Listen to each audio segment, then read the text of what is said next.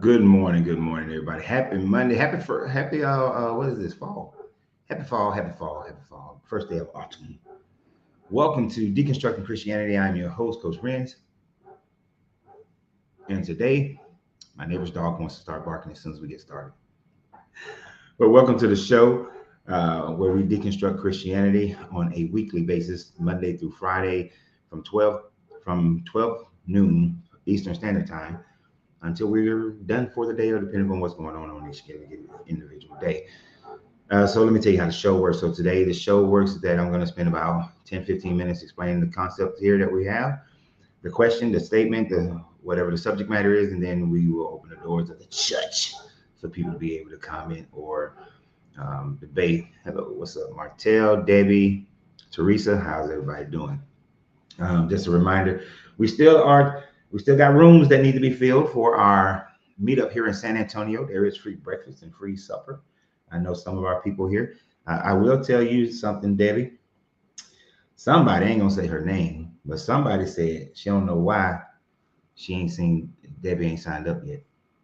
I ain't saying no names as to who said that, Debbie, but somebody said they don't know why Debbie ain't reserved her room. So if you go in the description of the video of this YouTube at Coach Renz 33, you'll be able to find where you can reserve your room. Every other event is going to be free. There's nothing to pay for. We're just going to be meeting up in different places. We've actually, I want to wait till she gets on. We found a rooftop Latin bar, some good dancing.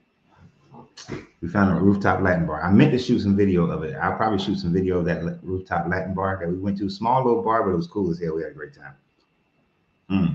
David got other plans. Okay, I'm telling. It's all good. It's all good. But we're gonna have a good time. We're gonna have a good time.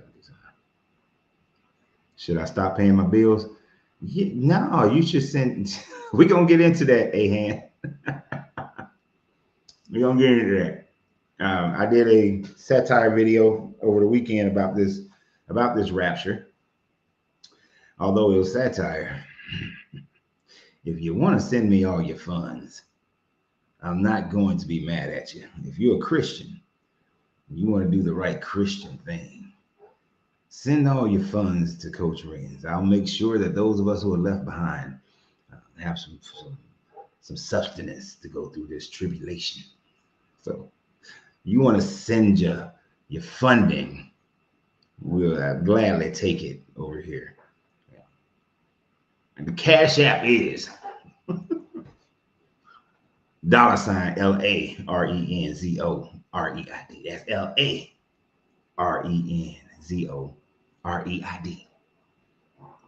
I also take Zelle. I don't have a Venmo, but I take Zelle as well.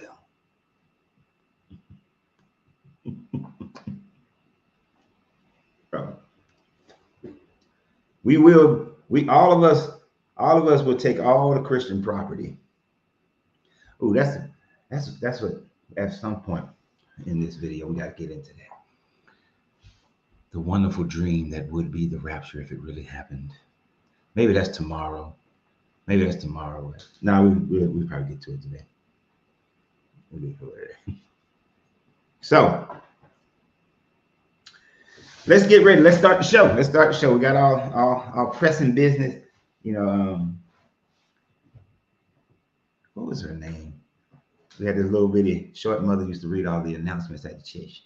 I want to thank everybody for coming to Cold Street Missionary Baptist Church here in Marietta, Georgia, where Pastor Purvis is our head minister. Little old lady. Anyway, all the minutes have been taken. All the announcements have been made. For now, of course, I'll repeat some of those announcements later as we go through the show, because of course most people will get on in the next hour or so.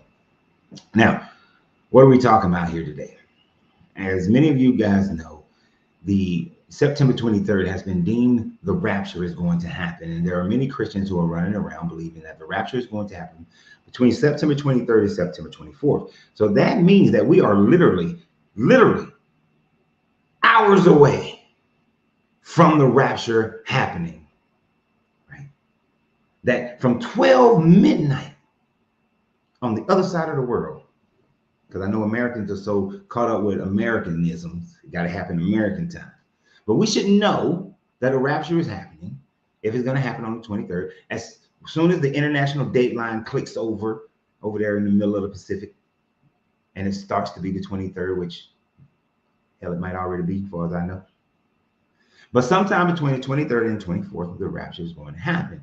And all these people are going to be raptured up, caught up. According to Darby and his theology, which only mostly evangelicals and Americans believe in, and those who were colonized or been missionaried by evangelicals.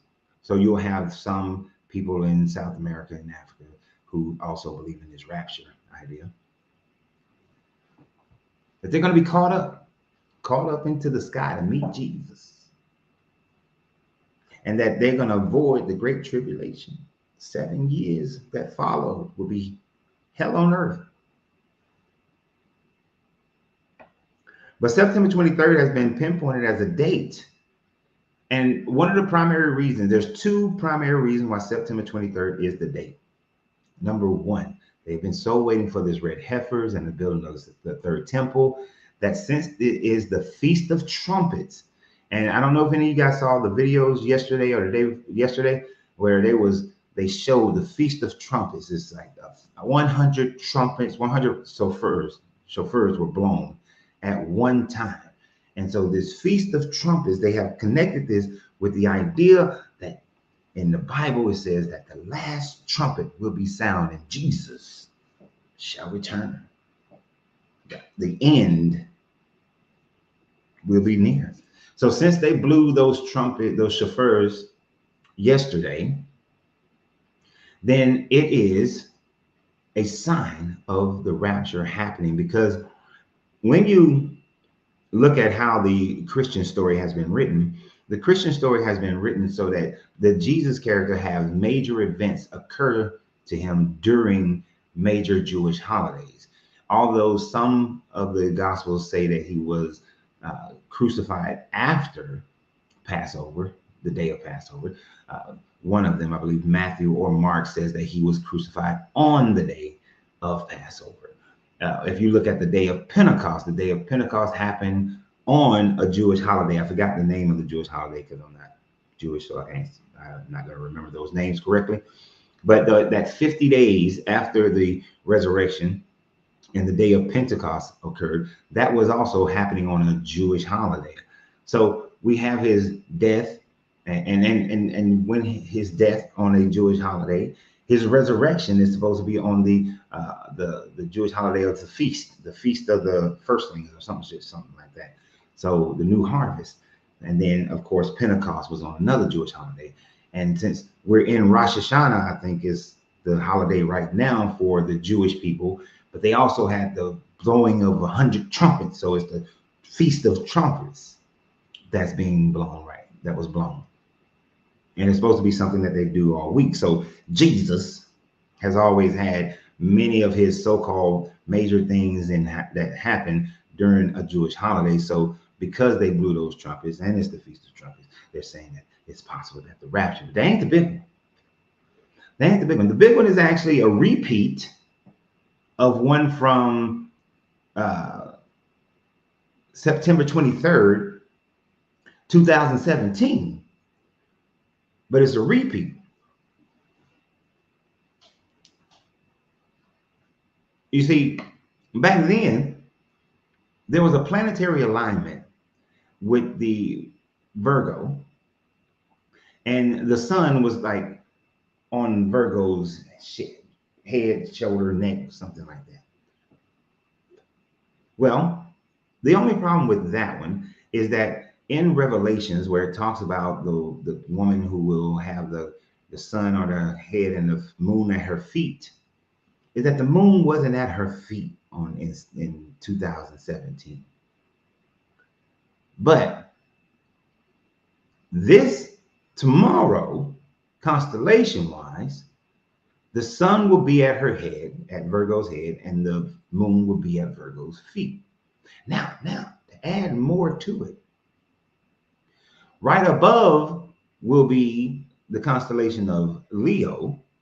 And within Leo will be three more planets. Leo has 9 uh, stars. And then there will be 3 more planets. And those 3 planets makes 12. So according to Revelations, the woman with the sun at her head and the feet on the moon, and then she got the crown of 12, the 12 stars representing your 12 uh, disciples or your 12 tribes, depending upon which way you want to go with that one. Even though all of them aren't stars, some of them are planets. But of course, no, those people knew the difference between planets, and they knew planets. They knew planets back then, so there's really no excuse. So when they said stars, they meant stars. But what we see though, is that all of this is happening. And earlier this month in September, what do we have? If you're in the northern hemisphere, we had a blood moon. Yes. So remember in Revelation when we talked about the moon will turn its blood. So we had a blood moon. So when you think about the blood moon, the Virgo standing, the woman Virgo with the sun in her head, the moon at her feet, and 12 stars / planets above her in that Leo constellation. And then we have the Feast of Trumpets.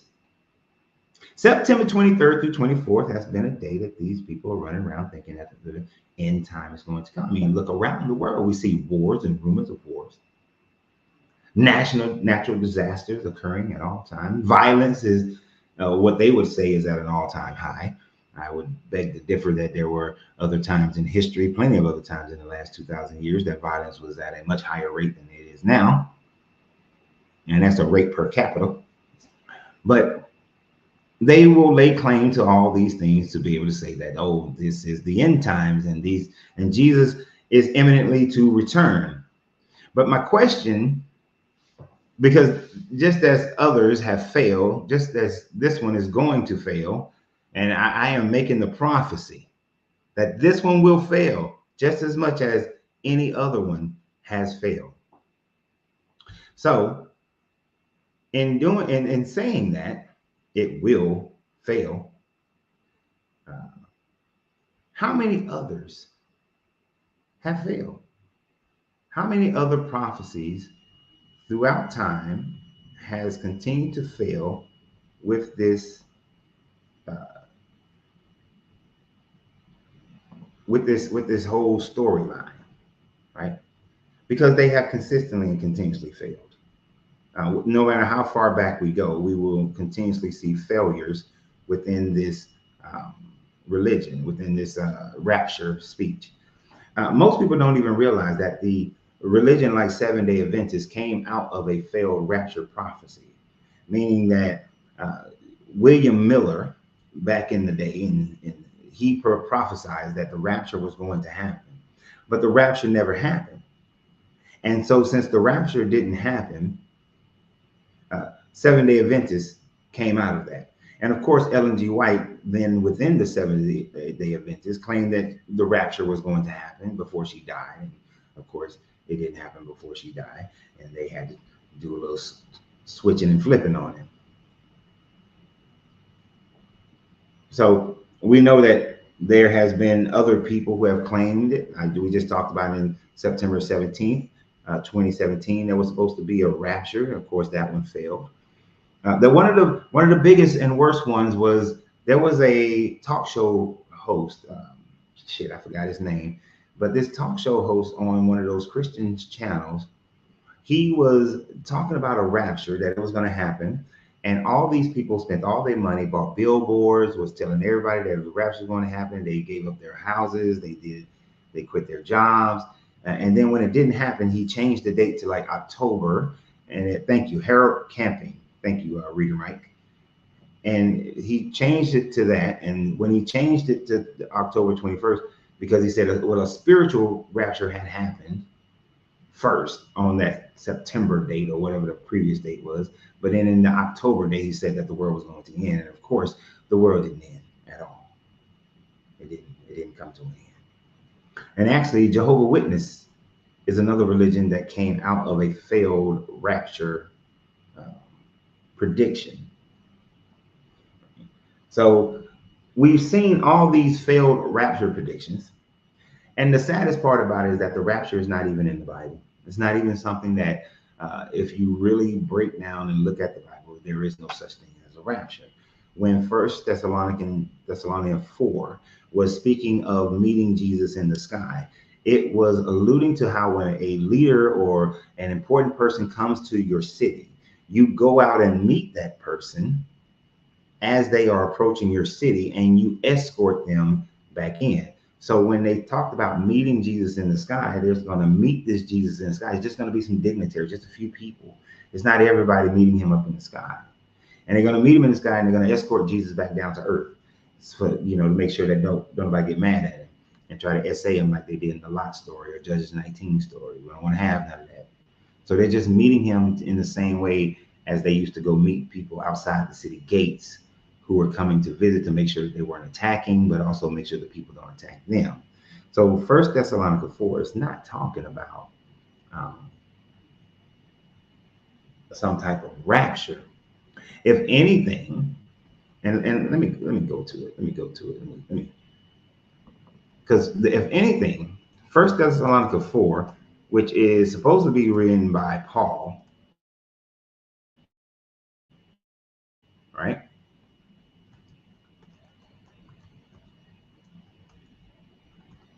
Is the word that is used to mean rapture, to be taken up. I forgot exactly where it's said.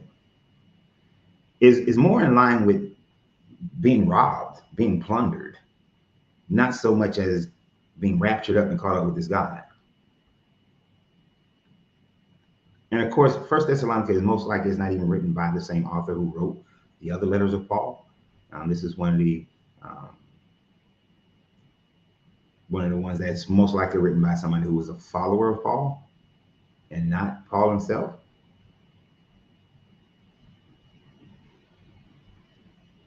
Where is that? But I don't know if you guys ever read this one before, because it's very short. First Thessalonians 4.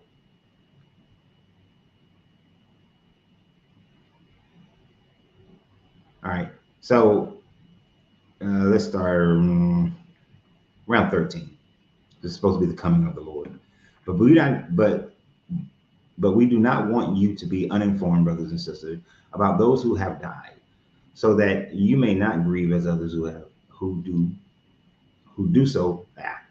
grieve as others do who have no hope.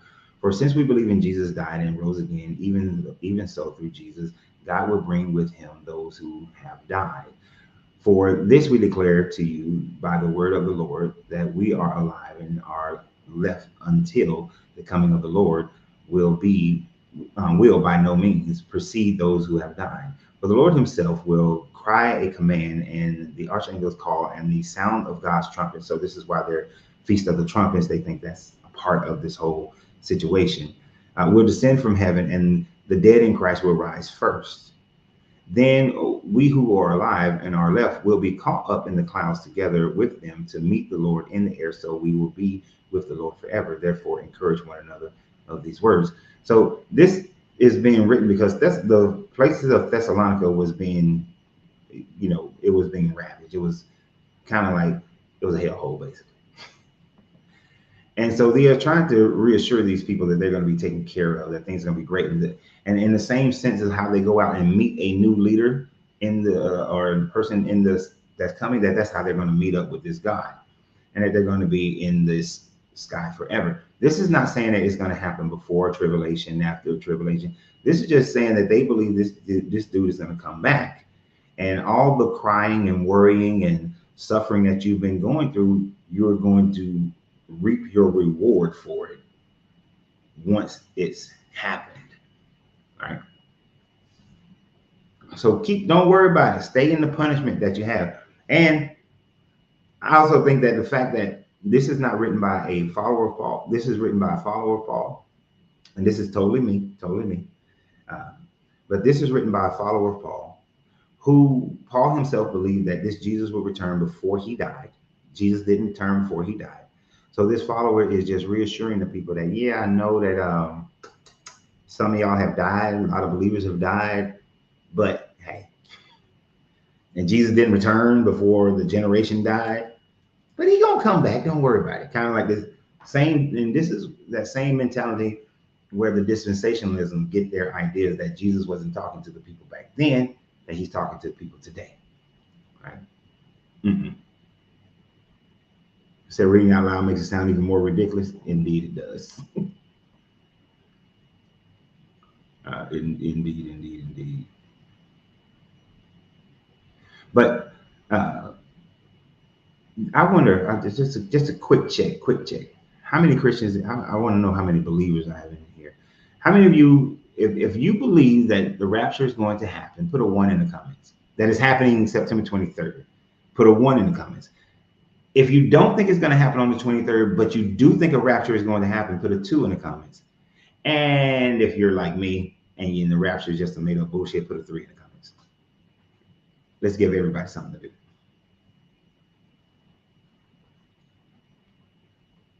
Let's give everybody something to do. That's right.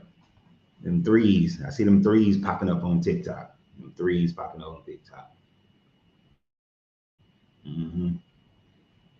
Them threes on Facebook. Them threes on YouTube. I am a creationist. I don't know what that means. And if we're having a rapture, we're not having a rapture. Is it on the 23rd? I want to know if we got any of them in here. If it's on the 23rd, let's get 1 on the comment.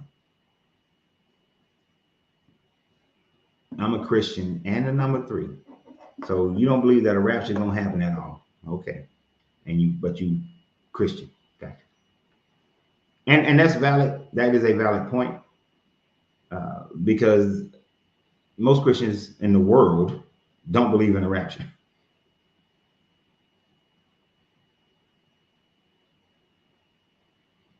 So that's a valid one, Mike. That there are Christians who don't believe in a rapture. That after the battle of Armageddon. And then it depends if you're a J-dub or not. What kind of Christian are you, Mike A? What kind of Christian? I'm just curious now. Because like if you're a JW believes that the only 144,000 are going to actually go up and be in heavens. The new earth that Revelations talks about, that the rest of the J-dubs are going to be here on the new earth and never actually go into this new heaven.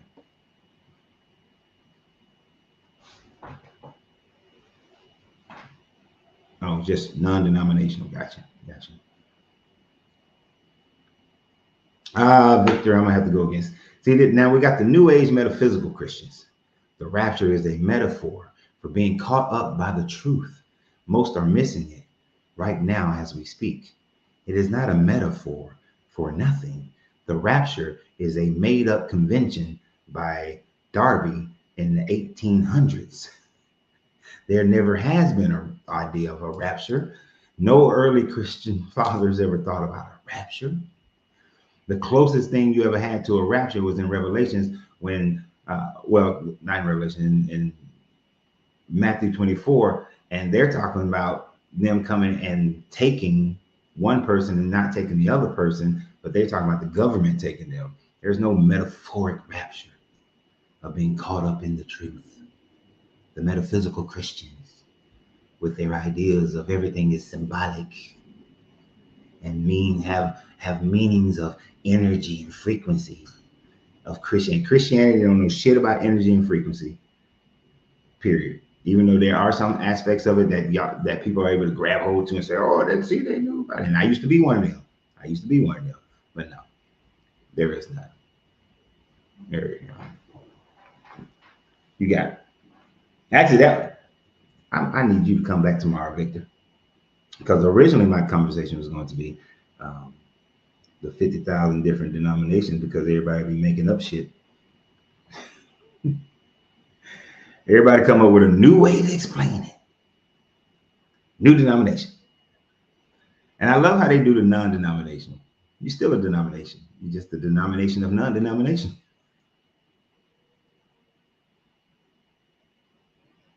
Closest thing I've seen to a rapture is Victoria's Secret perfume.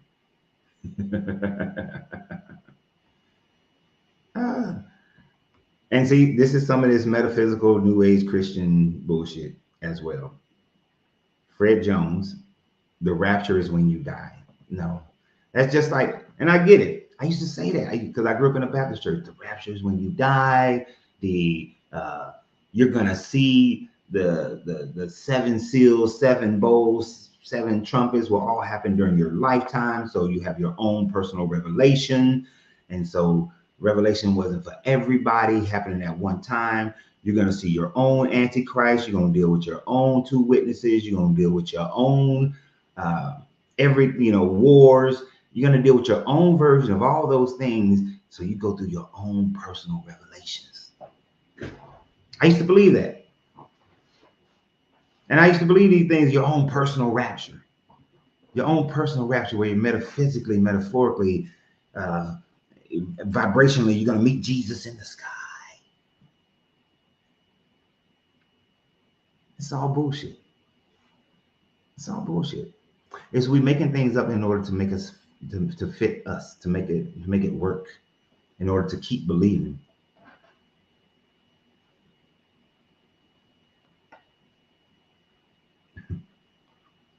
Randall said they don't call it energy, they call it Holy Spirit. See, this was my one, Randall. This was my one when I was a Christian, right? This was my one.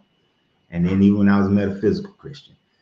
When you remember when that woman with an issue of blood touched Jesus' cloak, Jesus said, I felt the energy go out of me.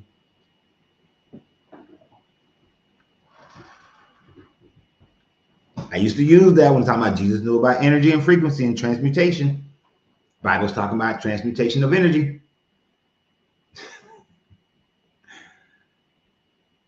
You can literally make up anything you want to make up with the Bible. You can make it fit whatever thought process you have.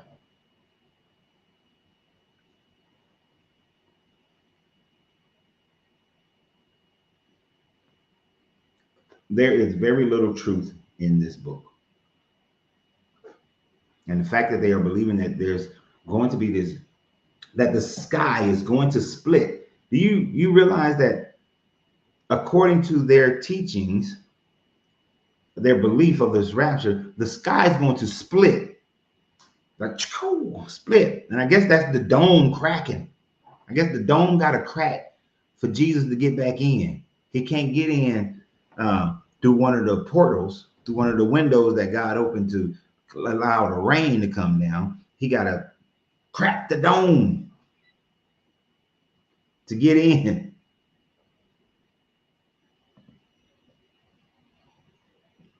Can't just come through the front door. Got to crack the dome. John B said, Jesus is coming tomorrow. Tell you what, John B, since Jesus is coming tomorrow, my cash app is $LALARENZOREID.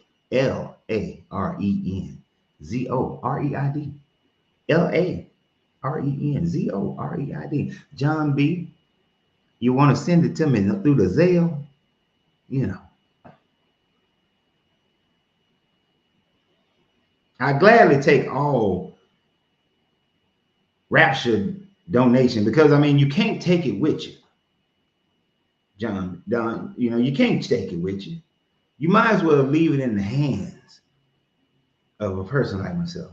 I'm gonna make sure people are taken care of when we're going through them 7 years of tribulations. Yeah, because this is something that me and Rupert will agree on. But the Bible says that no man knows the hour or the time, that it will come like a thief in the night. So the fact that people are putting dates on it and thinking that the rapture is going to come tomorrow just shows that you are saying, I want this thing so badly that I'm willing to ignore the parts of the Bible that I think I know. the parts of the Bible that I think I know, this would be a contradiction to your Bible if you knew the time or the day.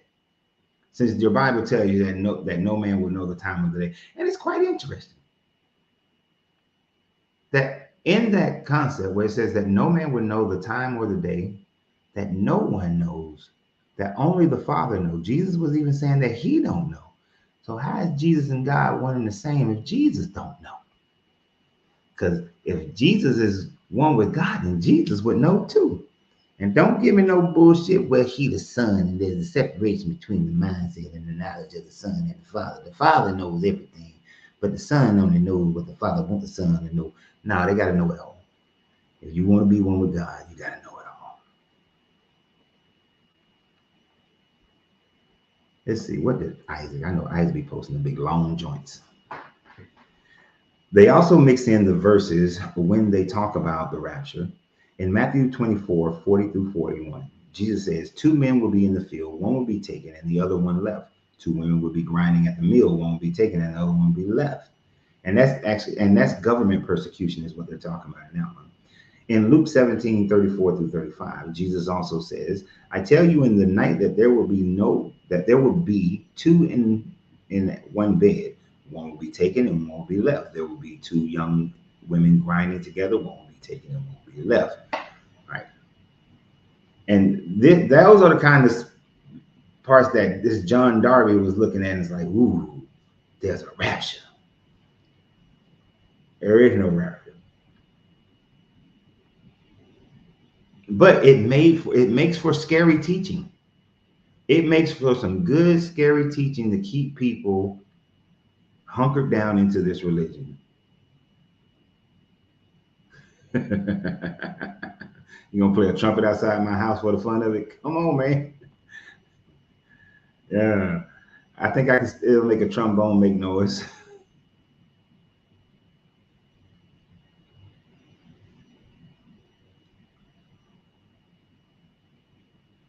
So Alvin says that he believes if the rapture happened this year, it means that the pre-trib position was correct. If it doesn't not happen, I believe it will happen post-trib.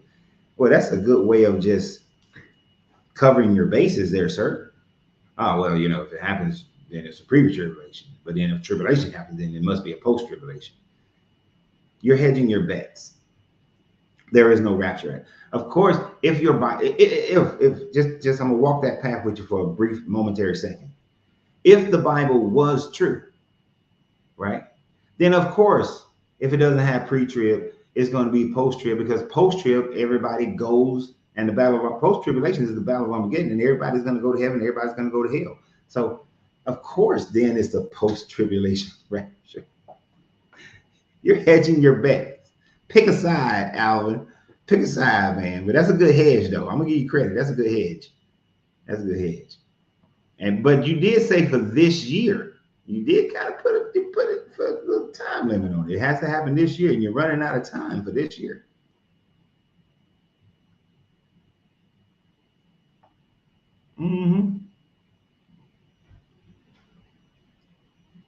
But the problem is, it ain't happening at all.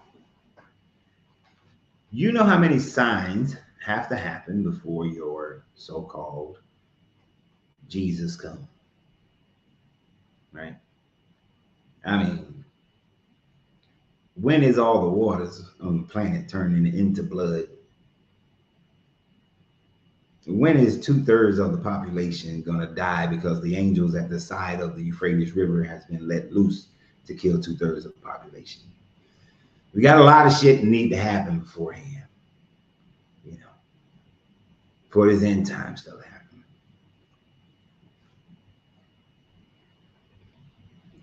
You got to see the sun disappear, 1/3 of the sky, stars fall from the sky.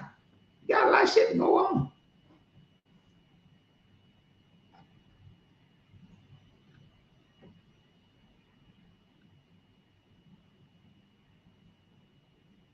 So I don't see any of those things happen. And your vague prophecies, they happen all the time. Wars and rumors of wars. That's the big one that y'all got. Wars and rumors of wars. And then there's always earthquakes. Do you realize that earthquakes happen every day? There's not one day that goes by where earthquake doesn't happen. Oh, the overwhelming majority of them are minute. They don't do shit. Just very low level earthquakes. But earthquakes happen every day. It's called tectonic plate movements. Tectonic plate movements. This is two plates rubbing one on top of another most of the time, or sliding side by side. I think the San Andreas slides side by side, but that's what creates earthquake. Happens every day. Every day. There are volcanic eruptions happening every day. Every day, there's a volcanic eruption. So your vague prediction. I mean, I can predict that. What month is we in? We're in September. Yeah, September. I can predict that a hurricane is going to come through and cause great havoc to the islands in the Caribbean. See, I just said the islands in the Caribbean. I ain't specified now, but the islands in the Caribbean that are massive. This has been a very hot summer, right? So since this has been a very hot summer, then we should see at least one more massive. That other massive one kind of missed everybody, but we should see one more massive hurricane flow over it through the Gulf. I can make a vague prediction. That shit easy. But I like when y'all get specific with this September 23rd. I'm surprised, and none of them want to talk to me. So do you? And it's interesting how they love Israel so much. They always try to incorporate Israel into these things by saying that the blowing of the trumpets in Israel yesterday, I believe it was yesterday, or is it Saturday? It was Saturday or Sunday. It was over the weekend. So they blew them shofars. They don't like Jesus. The ones who was blowing the trumpet, they don't like your Jesus. Jesus is not their Messiah. Jesus was a failed prophet, a failed preacher, a dude who preached and got killed, got himself hemmed up. They don't respect him. They don't respect Jesus at all. Go to Israel. You'll find out how little they respect Jesus. They're going to respect Jesus by as much as they respect the Palestinians and the Muslims. They don't respect Jesus.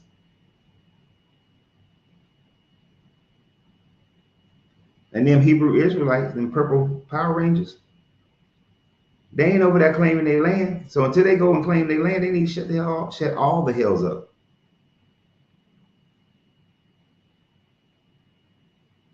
So make a video about Christians fighting literal demons. Oh, I have to see. Okay, I can see that. I can see that, Kush.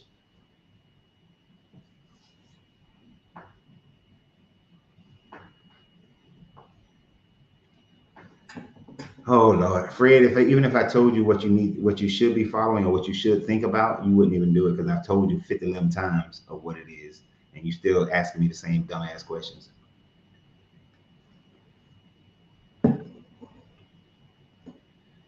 Say, does God have towels in heaven? Because I'm gonna need a post-rapture shower.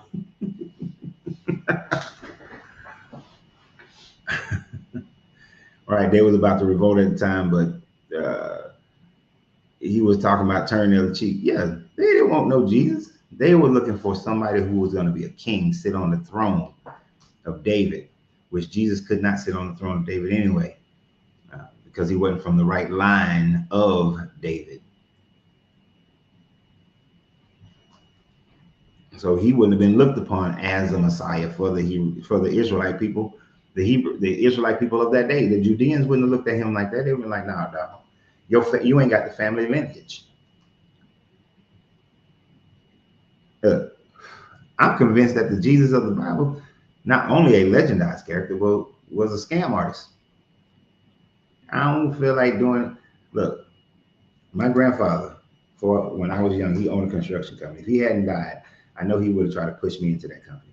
My father owned a contracting company.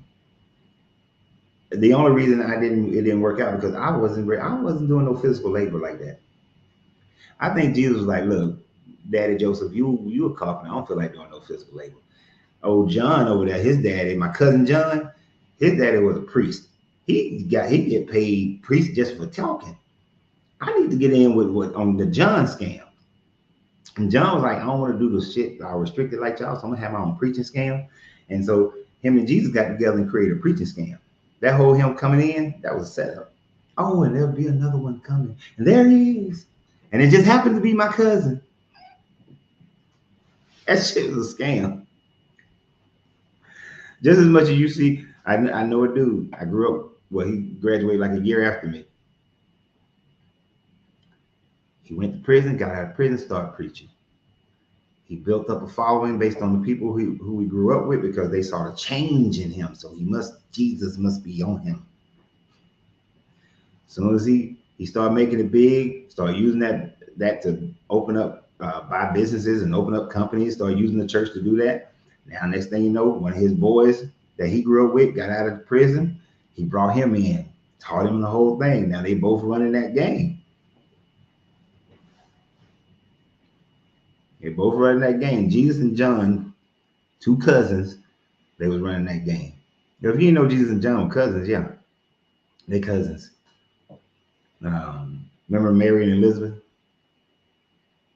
went to go see each other? And Luke, no, is that Matthew or Luke? I think that's Luke. Yeah, they cousins.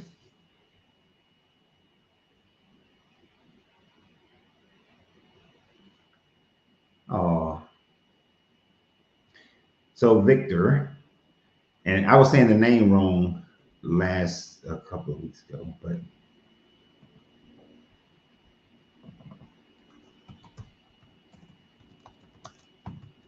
but there's a line of David that was cursed, and cannot sit on the throne.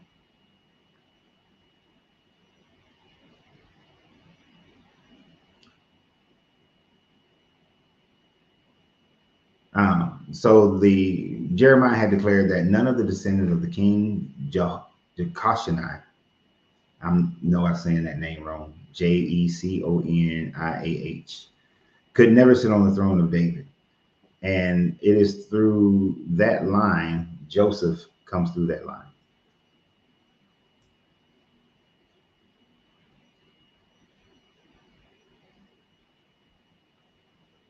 So no, it don't work.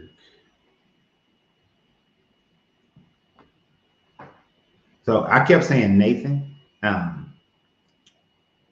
It is through Nathan, but Nathan wasn't the one who was cursed.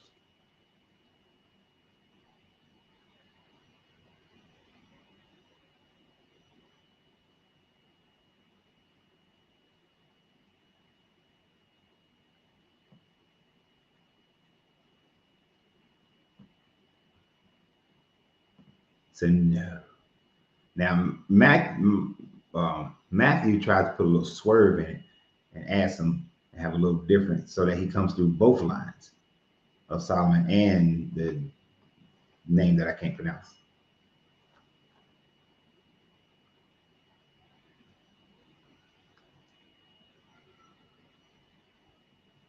We got, let's see. Oh, we got some guests. Dog man, are you over? I gotta say, I love the fit. The hat and the necklace goes hard. Oh, appreciate it. You're over 21, right? What's that? You're over 21? I am. I'm 22. Okay, cool. But so I don't know. I kind of want to come up and see on Wednesday. Is it okay if I come back if the rapture doesn't happen? Of course. Will that change your views at all? Will you be able to admit that you were wrong? What are you talking about that I'm wrong? If it doesn't happen. Oh, I don't think the rapture is going to happen at all. September 23rd rapture? Yeah, it's not going to happen. So you don't think that the September 23rd rapture is coming? No, did you read that? How many times Oh yeah, yeah, bass is fun, dude.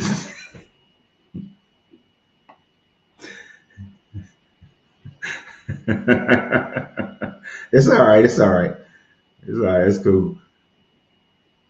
It's cool. Yeah, on TikTok, you have to be over 21 to have, actually over 18 to have some of these conversations. Otherwise, TikTok messes with you. So we're streaming on TikTok, and then over here it's Facebook and YouTube. Swift, you over 21? How you doing? Doing all right. Are you over 21? I just wanted to say I'm 20, so I'm 27. Okay. I just wanted to say that I don't believe that the rapture gonna happen on the 23rd. I know you don't believe in it. I think the reason why I guess people believe that it's supposed to happen on the 23rd or the 24th or the 22nd is because, if I'm not mistaken, I think around 23rd or 24th, Israel is supposed to have 100 trumpets sounding off, and it's supposed to be broadcast around the world. And for the first time, I think that's why it's very, you could say, it never happened before. So I think that's why people believe that the rapture is supposed to happen because of those, because of that event. But I personally don't believe in it. I don't believe in no rapture at all. I think that people that actually believe in Jesus, we have to go through the 7 years of tribulation. That's what I believe. But that's all I wanted to say. Okay. So the Feast of Trumpets for Rosh Hashanah, that starts today. That starts today on today, and it goes through to nightfall on Wednesday. So sundown today, Israel time, and then it'll go until, like I said, Wednesday nightfall is when it's supposed to happen. But yeah, that is one of the main reasons why they have picked this 23rd day. They also look at in Revelations when it talks about the woman will have the sun at her head and the moon at her feet. So Virgo is going to be in a position during this same time frame where the sun will be at the head of Virgo and the moon will be at the feet of Virgo, which is interesting because the Bible always talking about you shouldn't be using astrology, right? Yes. But so yeah, I'm with you. When I was a Christian, I went against the idea of a pre-trib revelation rapture. I always thought a rapture is going to happen after the tribulation because then that would mean Jesus come back 3 times. But they don't say he's come back 1 more time. So, but I don't. Yeah, you're right. I don't think that any of it is going to happen at all because these raptures and end times have been supposedly happening since this Jesus supposedly died. So, what do you think about the fact that Jesus tells the apostles or the people around him, saying that there are those among you who are standing here right now who will not taste death before I return? Just to say that again, I couldn't hear you. So in the Bible, Jesus is telling people that there are those amongst you who are alive right now who will not taste death before I return. You asked me what I think about that? Yeah, since all those people died and he didn't return. Yes, I believe that we are those people. Like, it's people that's dying in Africa. I don't know if I can say that on TikTok. I apologize. It's people that's getting unalive in Africa and in China because they believe in, Jesus. So I believe that the people that's in America, we have never experienced, those type of unaliving. So I believe that we are those people right now, currently. Like I stated previously, I think that we gonna have to go through tribulation. I think we the only generation of people that has not experienced unaliving, Swift. Jesus was talking about the people who were there with them right then. He wouldn't say anything about people in the future. Yes. Right. So how does that equate to people dying in other countries for their belief? And people keep saying people are dying in China because they believe in Christianity, but that is far from the truth. That is not happening.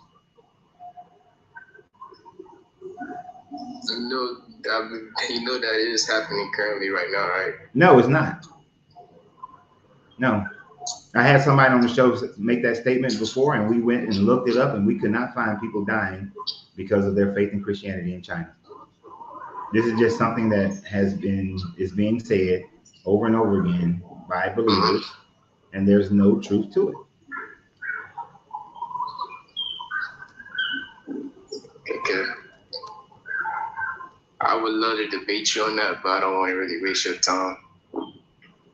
But I just want to say thank you for the opportunity to speak on your platform, and I hope you have a good day, okay? All right.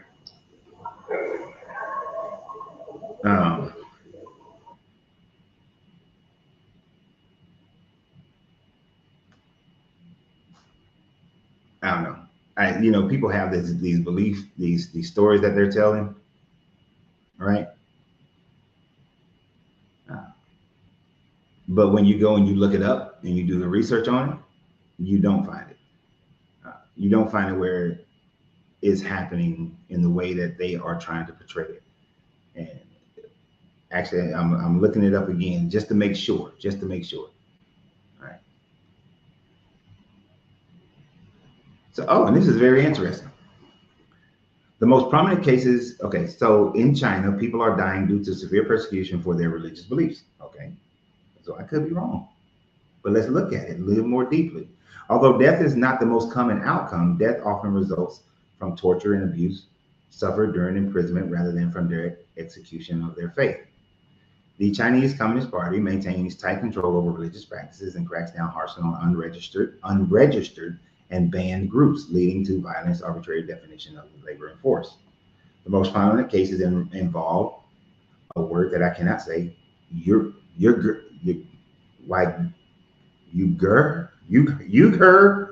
anyway, Muslims.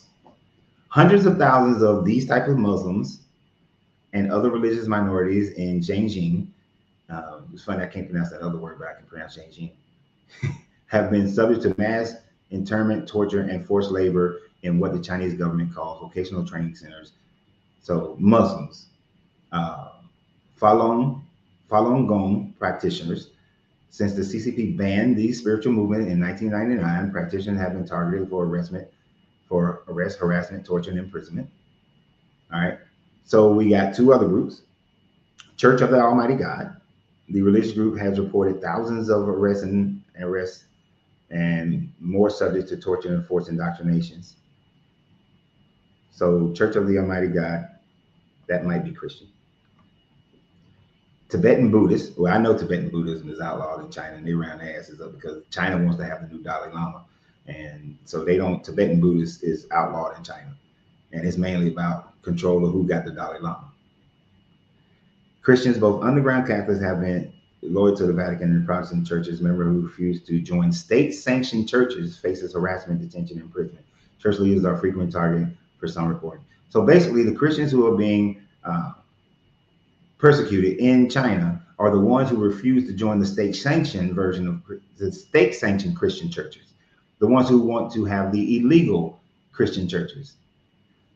But Christianity in itself is not banned in China, whereas these Muslims are banned. Falun Gong banned. Tibetan Buddhism banned. I want to know, what is the Church of the Almighty God? What is that?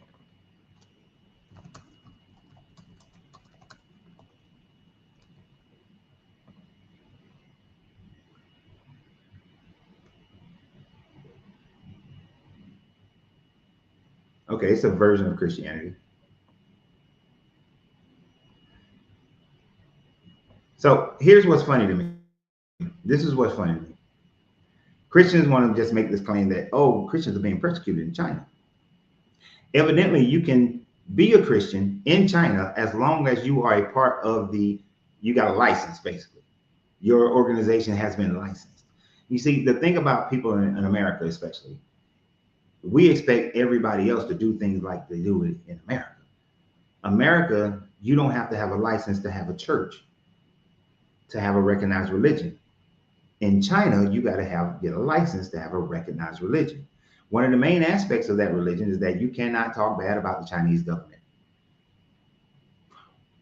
which We have a similar thing in our government where you're not supposed to have political pressure in your churches, but we do it anyway. So, nah, they be tripping. Falun Gong works. Ain't you a Christian though? Victor? Victor, I thought you was Christian. I don't even know what Falun Gong is.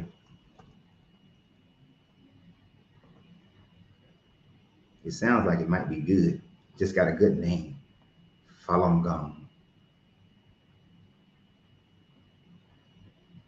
Let's see. Falun Gong, also known as Falun Dafa, is a spiritual practice that combines moral philosophy with meditation and slow-moving Qigong exercises. Oh, so that's what, okay, well, Qigong is part of it. Founded in China in the early 1990s by Li Hopsi, it attracted a large following before being violently suppressed and banned in the CCP. Core philosophy is based on universal principles of truthfulness, compassion, and forbearance. Practitioners strive to live these tenets to improve their moral character. Okay. Improve your mind and your body through self-cultivation, process of moral and physical refinement. The practice involves 5 sets of okay. Karma. I don't like karma, but okay, I can deal with it. Enlightenment. Okay. Sounds better than Christianity.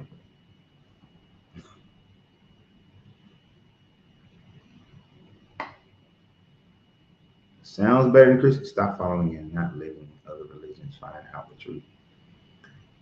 Falun Gong sounds better.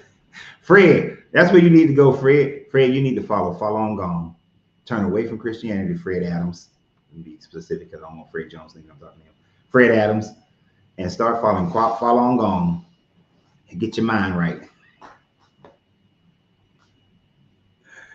Get some Falun Gong in there. Oh, I didn't know that's where Qui-Gon came from.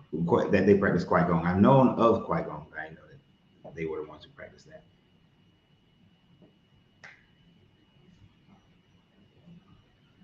He's still reading it slowly.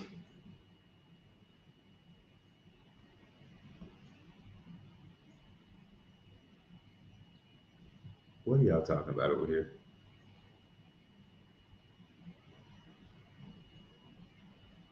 So basically, that little when they talk about Christian persecution in China and Christian persecution, Christianity is the most least persecuted religion in the world. It is the least persecuted religion in this world. And all you got to do when you go to China is go to the state, and you can, just like you get a business license in America, get you a Christian church business license, and you won't be persecuted. But when you try to break the law of that other country, yeah, you get persecuted, as well as you should. Because if you break the law in America, you should get prosecuted. You should go through the same thing. Now, their stuff might be harsher, but still, so that's their country. Arrogant Americans think that every country is supposed to do things the way arrogant Americans do it.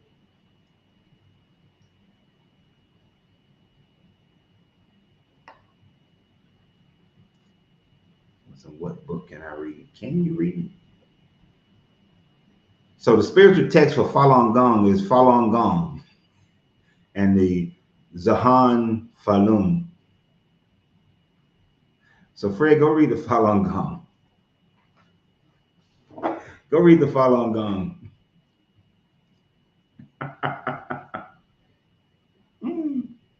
Right. Muslims are persecuted in more countries, probably more so than Christianity. But do you hear them whining? Like Christians always, American Christians always whining? You don't hear them whining.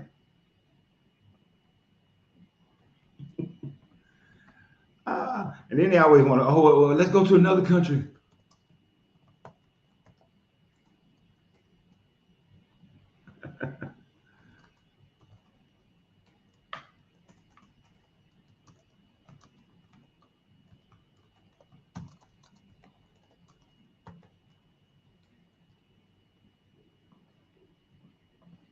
They always want to then jump to something else.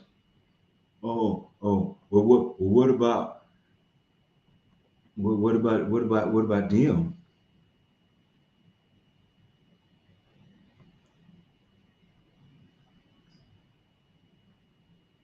Well, if you go to North Korea, if you're Christian, you might get persecuted.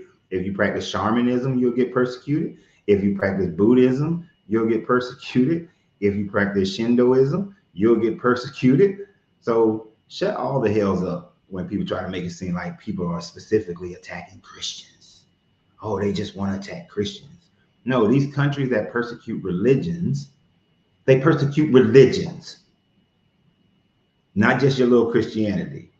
We're trying to make it seem like, but Christianity is the most free religion in the world. Almost 99% of the world that you go to, you can just preach your little Christianity. And y'all try to throw out the place one, North Korea, China, but they persecute multiple religions. Then Christians aren't even the primary ones they persecute.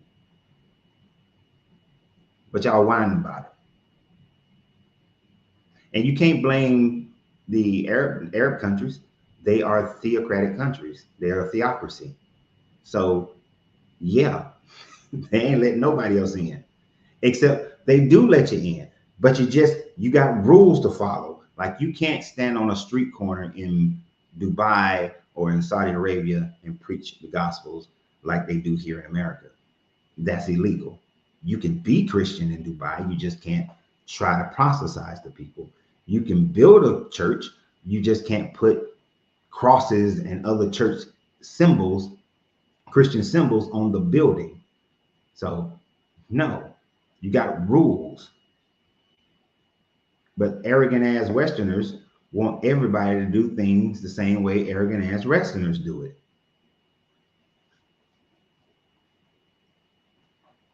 That's how much y'all have bought into not only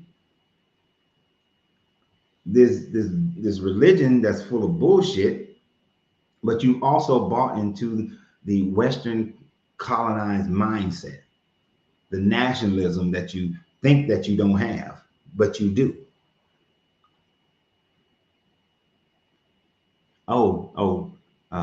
Lemonhead in Dubai, there's a red light district. There is a red light district in Dubai.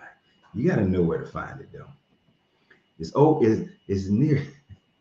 Back in my day, it was near the little Middle Eastern hotel is where it started. I'm pretty sure ain't much changed. You always got to have a red light district.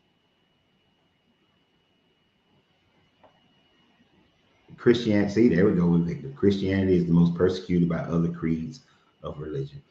Where I just went through the whole thing showing how China persecutes Muslims more than they persecute Christians. They persecute Falun more than they persecute Christians. You can have a Christian church. You can't, and the worst ones that are persecuted in China is Tibetan Buddhism. Tibetan Buddhism is not even allowed in any shape or form. Whereas Christianity, you can have Christianity in China. It's just the ones who do it illegally without a license who are persecuted. So that's bullshit. That's all the bullshits. I always want to try to play the victim role. We're persecuted. This ain't the time frame. And even in the first and second century, it wasn't even Christians being persecuted the most in Rome. The most persecution was occurring with Jews in Rome at that time frame. It wasn't until the latter half of the second century and into the third century that Christians became the more persecuted group in Rome. But then that ended in 318. 318, Christians weren't persecuted no more. So what the hell? You had like 2 centuries of persecution. Ooh.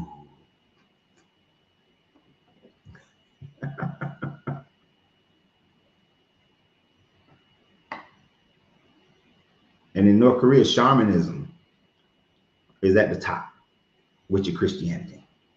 Christianity is persecuted most in North Korea, one country. Ooh.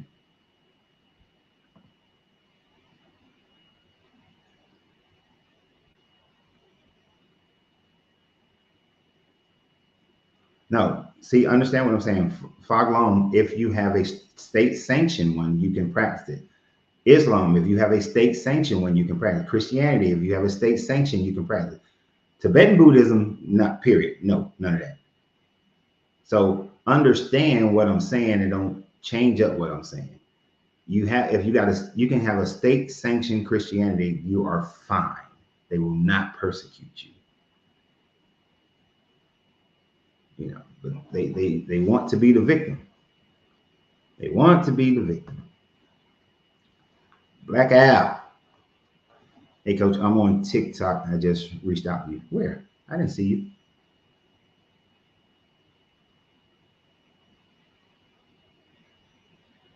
I didn't see you, Black Al. Angel, the prompt was how many times must these fail, these rapture predictions fail before people stop believing in this bullshit of a rapture and the religion in itself? But y'all keep, but of course, subject matters change all the time. Check my messages. And thank you, Black Al, for the $5 donation. Appreciate that. Check my messages. I'm scrolling through the messages, Black Al. I don't see, because I'm going back and forth. I really got to figure out a way to have everybody on the same platform so I can just look at one line of messages and not have two. I would love to have that. Al, I don't see you on TikTok. Well, you're over here. What were you trying to tell me? Just tell me right here on YouTube. You're making me work too hard. You're making me work too hard. Simply Nico. Simply Nico. Are you over 21? Yep. Hi. How you doing? All right. Are you over 21? Of course. Okay. I'm twice above 21. All right. I just have to ask for TikTok set purposes. No, all right. So are you a believer? You believe in a rapture? Yes. No, it's not biblical. You don't believe in a rapture? Well, not in the sense of what is being put out there. That's what is being put out there is not biblical. It's going to be. I heard what is put out there is going to be in that last word. I didn't understand that last word. I said what is being put out there is not biblical. Biblical.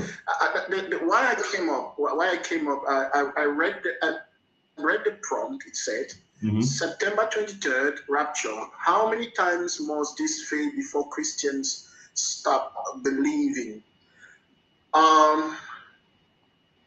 The thing is, who is putting it out there? Christians. Is it biblical, what they're putting out there? Is it a representation of Christianity? Is it actually Christianity? That is what I'm arguing about.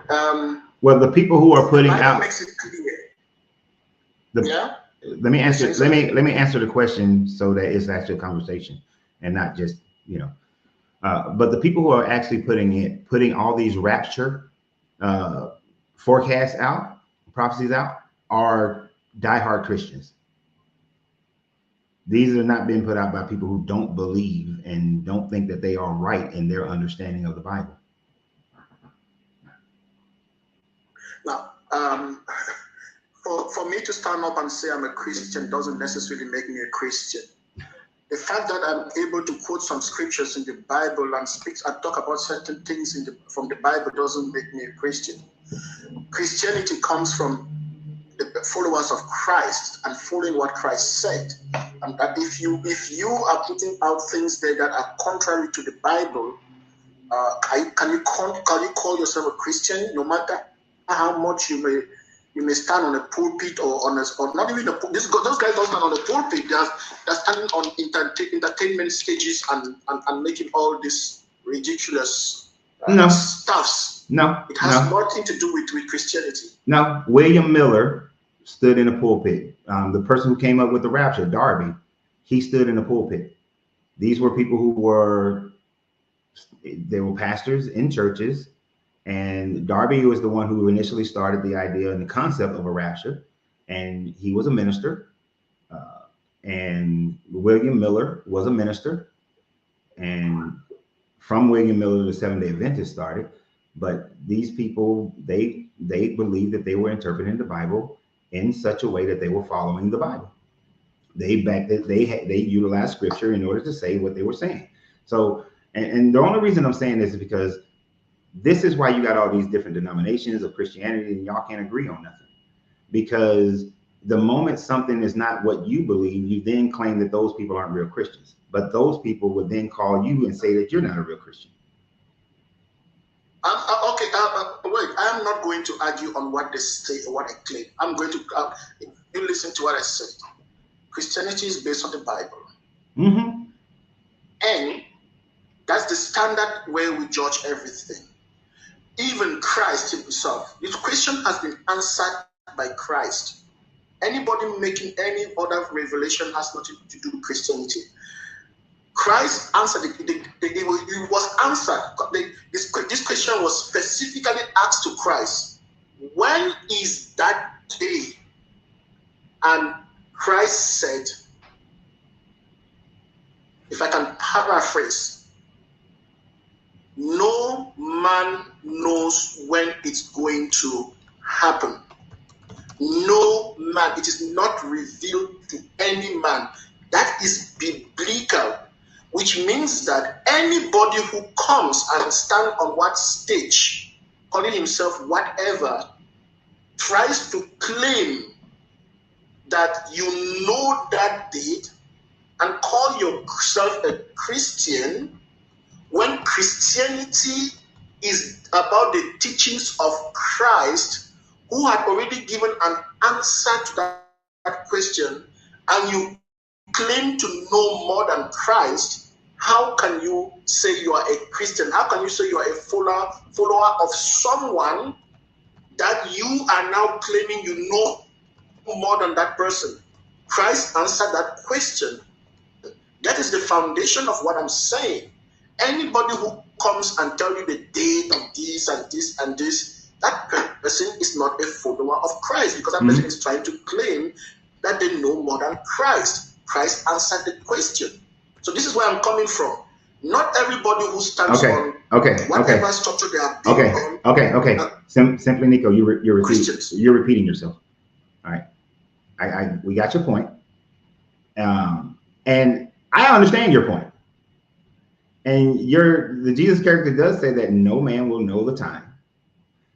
But also your Jesus also said that you should be watchful, and that these will be the signs of when the time is going to happen, right? Matthew 24 is all about that. Like, you read Matthew 24? Yes. Matthew 24 is all about the fact that, okay, no man is going to know the time. People are going to be eating and drinking like in the days of Noah and all that kind of stuff. But then he also tells you to be watchful, because there's going to be signs to let you know when the time is near. Didn't say the exact time, but when the time is near. So some of those signs that these people are looking at that claim that is near, when they have these blood moons, because Revelations talks about blood moons. Revelations 12 talks about the woman who will have the sun at her head and the moon at her feet, right? And that's going to be one of the signs. So when you look at the constellations right now, you see that the Virgo is going to have the sun at her head and the moon at her feet. So they look at these things and they say that these are signs that Jesus has told us about. And since they are having the Feast of Trumpets, and since that's 1 Thessalonians 4 says that he will come with the loud trumpet. So they are looking at these signs. And now, yes, pinpointing a date would be outside of the part where he says nobody knows the time and that sort of thing. So I get what you're saying, but hold on, last part. But the thing that bothers me about what you're saying is what I see with a lot of Christians is every one of y'all claim that the other person is not a Christian, but that other person would be claimed just as devout Christian as you are. So who are you to judge them? Because I'm sure if they looked at your life, they will be able to say that certain aspects of your life, you're not a Christian either. I'm happy you said that, and I think it was a mistake on my part to claim that they're not Christians. Let me not. What I was talking about is Christian teachings. There's a difference between Christian teachings and being a Christian, because there are many Christians who are actually Christians, but they are ignorant about certain things. So I'm not going to say, but then when they place themselves as authority when it comes to biblical stuff. Now, this is also where a lot of mistakes are made. When we talk about signs and wonders, there's going to be a woman. You should be vigilant. Vigilant doesn't mean that you should be watching this. When they talk about vigilant, they're talking about personal responsibility. Vigilant over your life, because you don't know the hour, you don't know the day. So be vigilant. That means you have to be prepared. You don't have to live a life like, okay, I'm just living. Why how does it make sense? Just think about how does it make sense. If it is revealed to man that it's going to happen on a certain day, so I can live any type of life I want, and then wait closer to that date, and then I tend to become a Christian and confess all my sins, and then I am. I mean, how does it even work? Yeah. And then there's another thing here. There's another thing here. We try to use, and this is where they always make a mistake. They use physical things to try to explain spiritual things. The Bible is written, in most cases, it is not a literal language. It's not something. When they talk about the woman, are they talking about a woman, or is that a symbol of something they're talking about? When they're talking about these signs and these other things, because if you talk about signs, look, signs have happened before the plague. Everybody was saying the world is going to end because of the plague that happened in Europe, because the signs were there. Things were looking at before the world wars, the first world war. Well, hold on. Oh, these are happening. These bad things are happening. So it's coming to an end. Because they're trying to use the physical these physical things that are happening. Okay, you're starting to preach. We don't do preaching on here. But no, I'm just what I'm saying here. But you're preaching. We're not having a dialogue. You're preaching. No, let me conclude. Let me conclude what I want to say. You got that much time to conclude. Just to conclude what I want to say. You got that much time. Yes, you can't. People, this is where I get it wrong with people who try to use things like this to kind of disqualify religion or Christianity. Is that we pick the bad examples, we pick the things that are not even biblical to try to condemn religion or Christianity. We don't take time to look at what does the Bible actually say about these things. So for those people to be making those false claims that are not even biblical does not make Christianity not valid, because it will mean that you have to use always false claims. Okay, hold on. To judge everybody. Okay, so because I am going to interrupt because you're still going along. The fact of the matter is, a lot of what you said, some of what you said is, I'm going to mainly focus on the part about as far as people like myself who look at the Bible, read the Bible, understand the Bible, and know the difference between when the Bible is being metaphorical, when the Bible is being allegorical, and when the Bible is being literal. And the thing about it is that most Christians, most Bible believers, they want to, when things are literal in the Bible, but it don't work out, or it's a contradiction, that's when y'all want to make it into something metaphorical or allegorical or spiritual, but it's not. That's when y'all want to ignore those things. So like the woman, examples. No, hold on. Examples. So to keep in line with what we're talking about, the woman who the sun is at her head and the moon is at her feet, the clothed woman, it literally says a great potent appeared in the heavens. A woman clothed with the sun, with the moon under her feet and her head crown of 12 stars. That is an astrological projection there. They're talking about something that happens in the heavens, so it's astrological. We're talking about the bodies, the heavenly bodies. We're talking about Virgo. because they knew of the astrological sign Virgo back then. So this was a literal sign that they're talking about that's in the heavens, that's in the sky. It's not an allegory. It's talking about, you can pinpoint they're talking about Virgo, which is one of the reasons why some people are saying that this is the time frame for the end of the world, or this sign is coming true, because for the next couple of days, Virgo will be where the sun is on her shoulder, the moon is at her feet, and she is the sign of a clothed woman, and that Leo and 3 planets, so Leo is 9 stars, and 3 other planets will be within Leo, which makes 12, will be right above her head. So that's something that, from this aspect of what we're talking about here, is something that, yeah, if you're reading that, that's what that would indicate. Other things that are literal, one of my favorites, according to Luke, Jesus was born in 6 CE. According to Matthew, Jesus had been born between 6 and 4 BCE. Those are literal. There's nothing allegorical about that, but they are contradicting one another. So. Okay. By the way, when you go into that, well, constitution of the Bible itself, how it's constituted, I think, okay, there's a lot that has to be discussed there. Not in terms of the content, but in terms of, for example, when they say Matthew, they say Luke, they say these others, did they actually write it, or was this done by the council that actually put the Bible together? That's okay. That's a discussion. I don't want to go. That's a whole different discussion. But what I want to say here. No, that's an easy one. No, it wasn't. No, it wasn't. No, stop.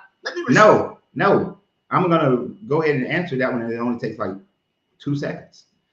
The Bible would have been compiled, but the writings were already written before any council had ever come to be. The names of those books were already given to them in 182, so the councils hadn't even happened yet. But of course, they're written anonymously and not by any eyewitness. See? I think that there's a lot that I can disagree with you there, but if I go into that, then we are going to shift from this discussion to something else. Let me say this again. You are using the same kind of formula that some of these people who want to predict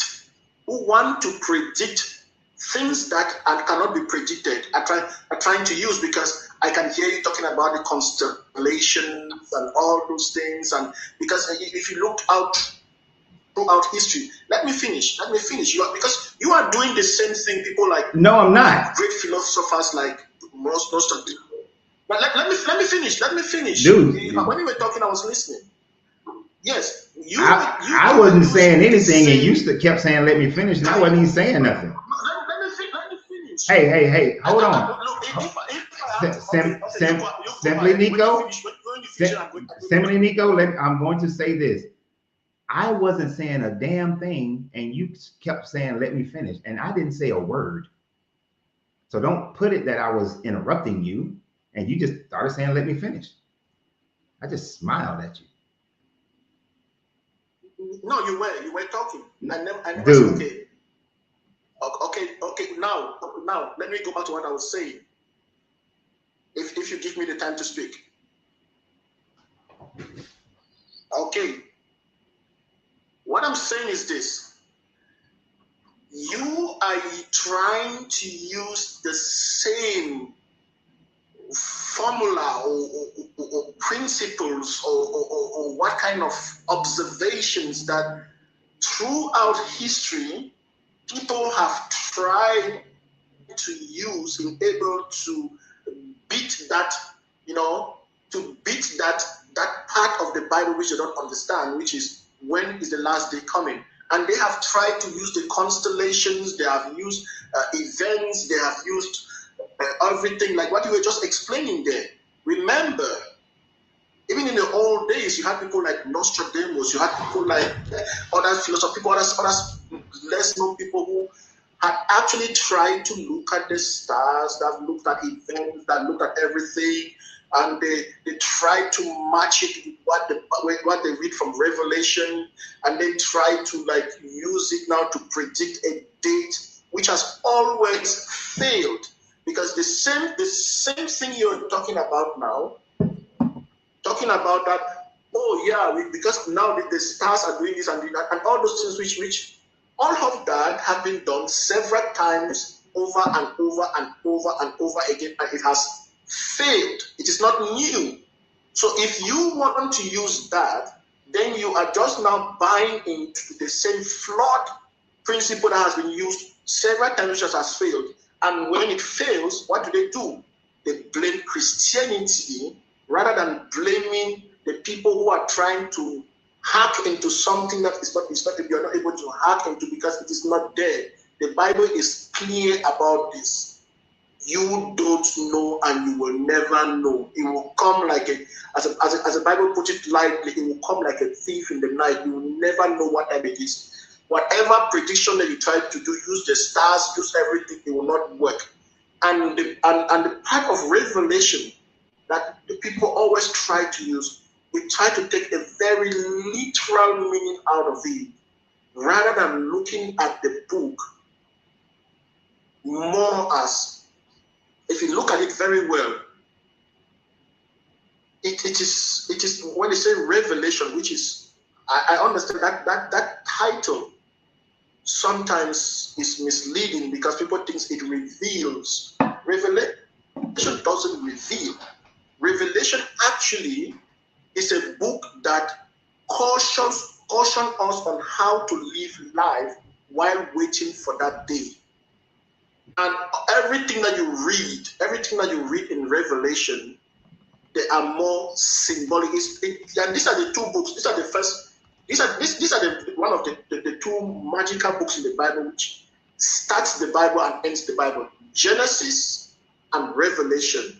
These are the two books that are highly that people fight with because it tells us the beginning and tells us with the end. And people have tried to use all kinds of flawed systems or calculations in order to explain them, but it is inexplicable.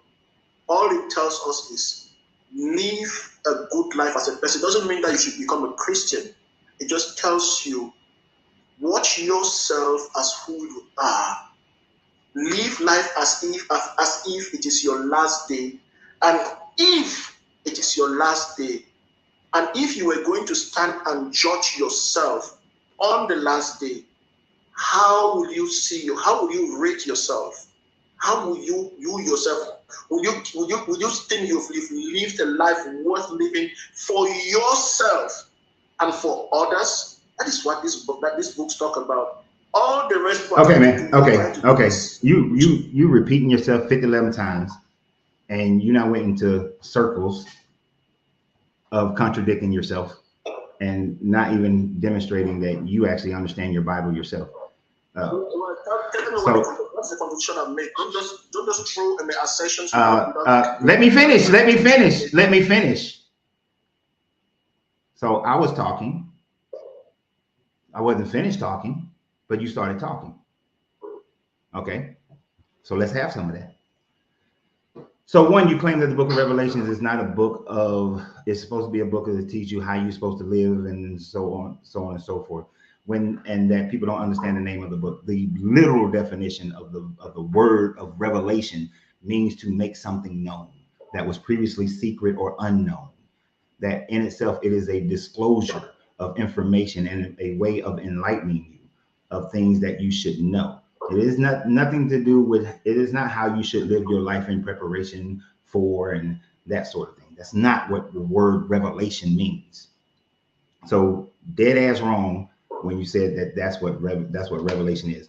Now, dead ass wrong when you said that I use the same calculations that other people use in the same line of thought, because what I said is that I was talking about the fact that you are saying things are spiritual and metaphorical and things of that nature, but actually parts of the Bible is incredibly literal, and that they, not me, I don't believe in your book. So of course I don't believe in Revelation. Of course, Virgo being in the sky with that situation means absolutely nothing to me. It's just the way the planets move. Who cares? Right? At the end of the day, even the people who be like, oh, what's your sign? I don't really give a shit, because the sign don't mean nothing to me. Right? But when these people read these things as signs, it is because they're Jesus, your Jesus, is telling you to look for these signs, to know when and around the time frame that this end will come. He meant that literally. It wasn't metaphorical. It was a literal thing to say, hey, when these things start happening, you will know that the time is near. He's still not saying that you're going to know the exact time frame. See, and here's the thing. You ain't even listening. You up here typing. I'm listening to you. I'm listening to you. Yeah, but you're replying. So since you can't interrupt me, stop interrupting me. Since you can't interrupt me, you want to try to interrupt me through typing. But the fact of the matter is, all these things of the Bible is, yes, there are aspects of the Bible that's telling you how you should live your life. But the whole of the Bible is not telling you how you should live your life. The whole of the Bible, it tells you multiple things, how you should live your life. It also telling you what you should worship. It's all telling you how you should worship. And it's telling you what you should be looking for the end time, so that you can go to this heaven, or to make sure that you're not in this going to this lake of fire. So when Revelation tells you that one of the signs of the end is going to be all the waters turning into blood, that is a thing that is meant to be taken literally, that is going to be turned into blood. So yes, people like me are going to say, show me when that's going to happen. When this thing talks about Exodus and that all these plagues happen in Egypt, yes, I need proof that those things happen in Egypt. Otherwise, it's just a fairy tale. So when it talks about literal things, those literal things need to be true. I'm done. Yeah, so. But we're not going to go into these long ass speeches. The question is, I'm just going to ask you one question. You say that what the water is going to turn into blood, as you say. You talk about Virgo, which I don't even see any of that in Revelation and the rest. I talk about what? How does that manifested? Wait, the water turning into blood. You talk about water. You talk about water turning into blood. That it's a sign of revelation or something like that. And because my point is, I want to stay on point. My point is to address the prompt directly, and to make people understand that when people use false teachings, those false teachings cannot be used to disqualify religion, because you cannot use a false teaching on something to come and disqualify that thing. And what I was saying is this: everything these people are using to predict some certain dates, it is not biblical. No, it's and not. You cannot use something which is not biblical to disqualify a religion, to disqualify the Bible. Now, again, everything that has been done to predict, has been based on certain kind of formula or observation or things that are done, which have all tend to be wrong. Okay. How can you said that you said that 50-11 times already, and I agreed with you early on that these people are wrong when they pinpoint a date. Agreed with you 100% on that one. Okay, we were in agreement, and I said that is not what I use to disqualify your Bible. I use things that are just plain out wrong to disqualify your Bible, which is why I brought up the birth year of Jesus, which is just plain out a contradiction. So I don't think you understood what I was meaning when I said that, which is why I also brought up Exodus, that those things are just plain out false stories. So yeah, I agree with the subject matter that predicting a rapture on a specific date is not within the Bible. and that these sects of denominations that do that are wrong. But the Bible is still wrong in so many other. That's one question. One question. Okay, one question I just want to ask you. The prompt that you have up there, is it meant to disqualify Christianity, or is it meant to disqualify the people who actually make that prediction? It's the people who make the prediction. That's quite obvious. How many times are you going to keep believing in these raptures when people keep on, it keeps failing? Does it say keep believing in Christianity? No, it's only talking about the rapture and the whole idea of the rapture. Okay, then we're in agreement. Then here we're in agreement. Because that's why I said that I don't want to move away from the prompt, because there are lots of things about Christianity we can talk about. I said that 11 minutes ago. We can always go back and forth. That's why I know you weren't listening, because I said that in the very beginning. That's what I said. In the and also why I said this, why I brought this up is because not only I'm not saying your platform. Just don't get me wrong. And a lot of people who will be viewing what we're doing here may actually not understand this. And this is why I wanted to make this distinction. Because if we want to have a discussion about whether is Christianity legitimate or not, that's a whole discussion. But if we want to have a discussion whether the certain date for rapture is wrong, it's a whole different thing. And then when you come in most platforms where you go to, where atheists speak about, they try to prove that religion or Christianity is wrong. They pick these things which are not biblical and use them as examples to generalize their claim that religion is not. And this is where I have a problem. Okay, I can't speak on other people's platforms and what they do and how they do it. Now, to me, this one right here is just why y'all keep believing in the rapture when these people keep getting it wrong. Y'all need to stop believing in the rapture, because if anything, it makes your religion look bad. Right now, your religion is already jacked up, because on 99% of my other videos that I talk about, or lives that I talk about, it's basically information of how your Bible is contradicting each other or is historically incorrect.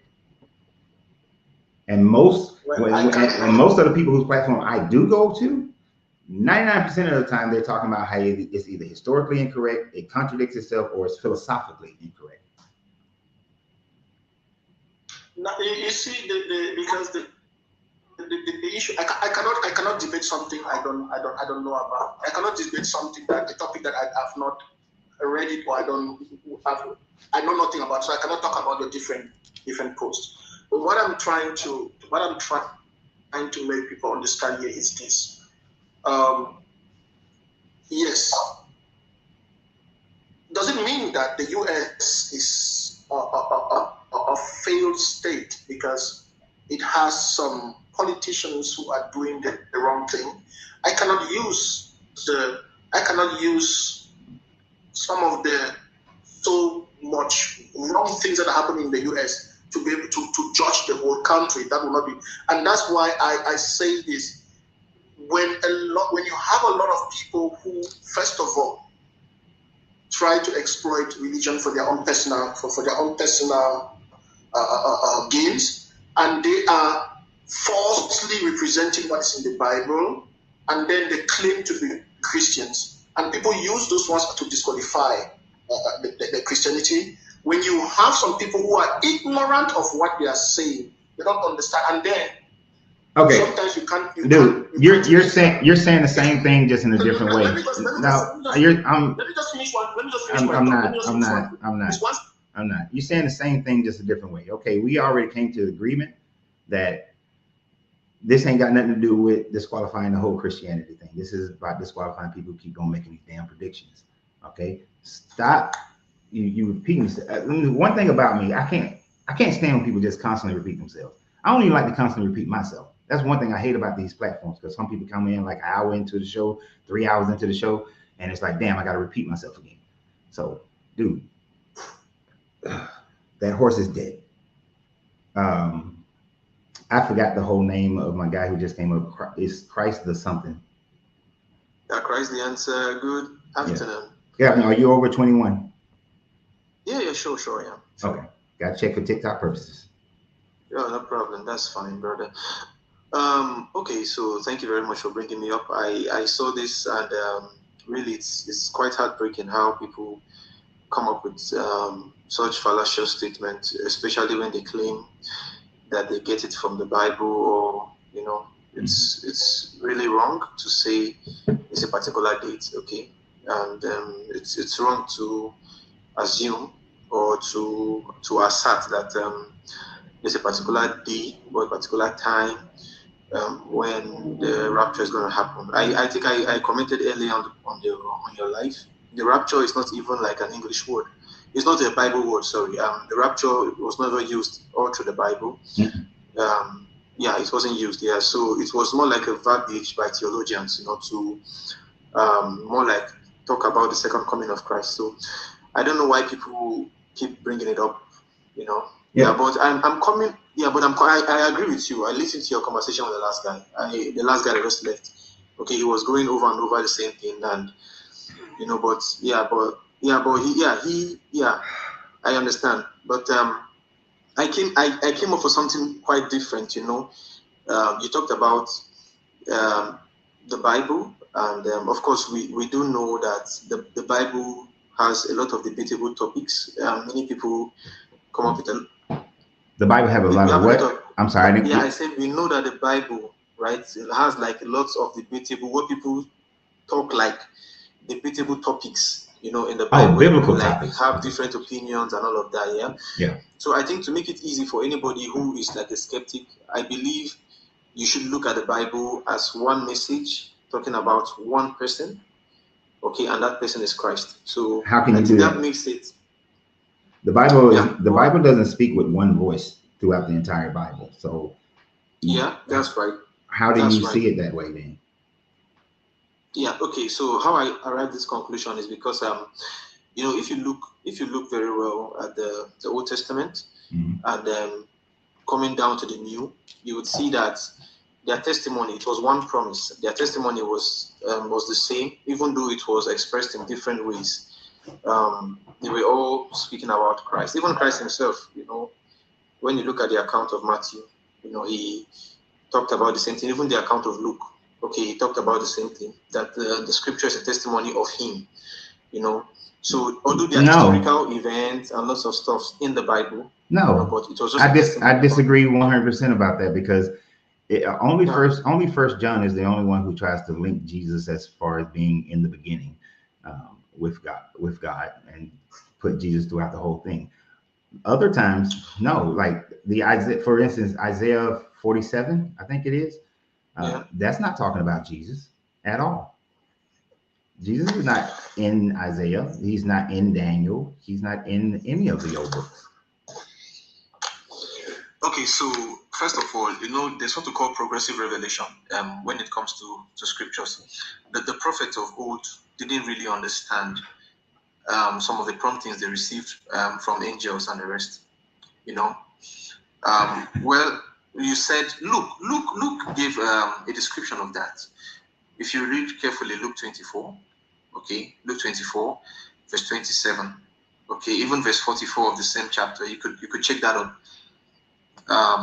The account of Luke, he said from beginning at Moses and all the prophets, he expounded unto them, the scriptures, the thing concerning himself. So, there were promises, or there was a promise about him stated all through the Old Testament, although they are in shadows, and it takes exegesis or deep Bible teaching. Okay, so so we're in Luke first. So let's go, because these long statements like that, stuff get lost.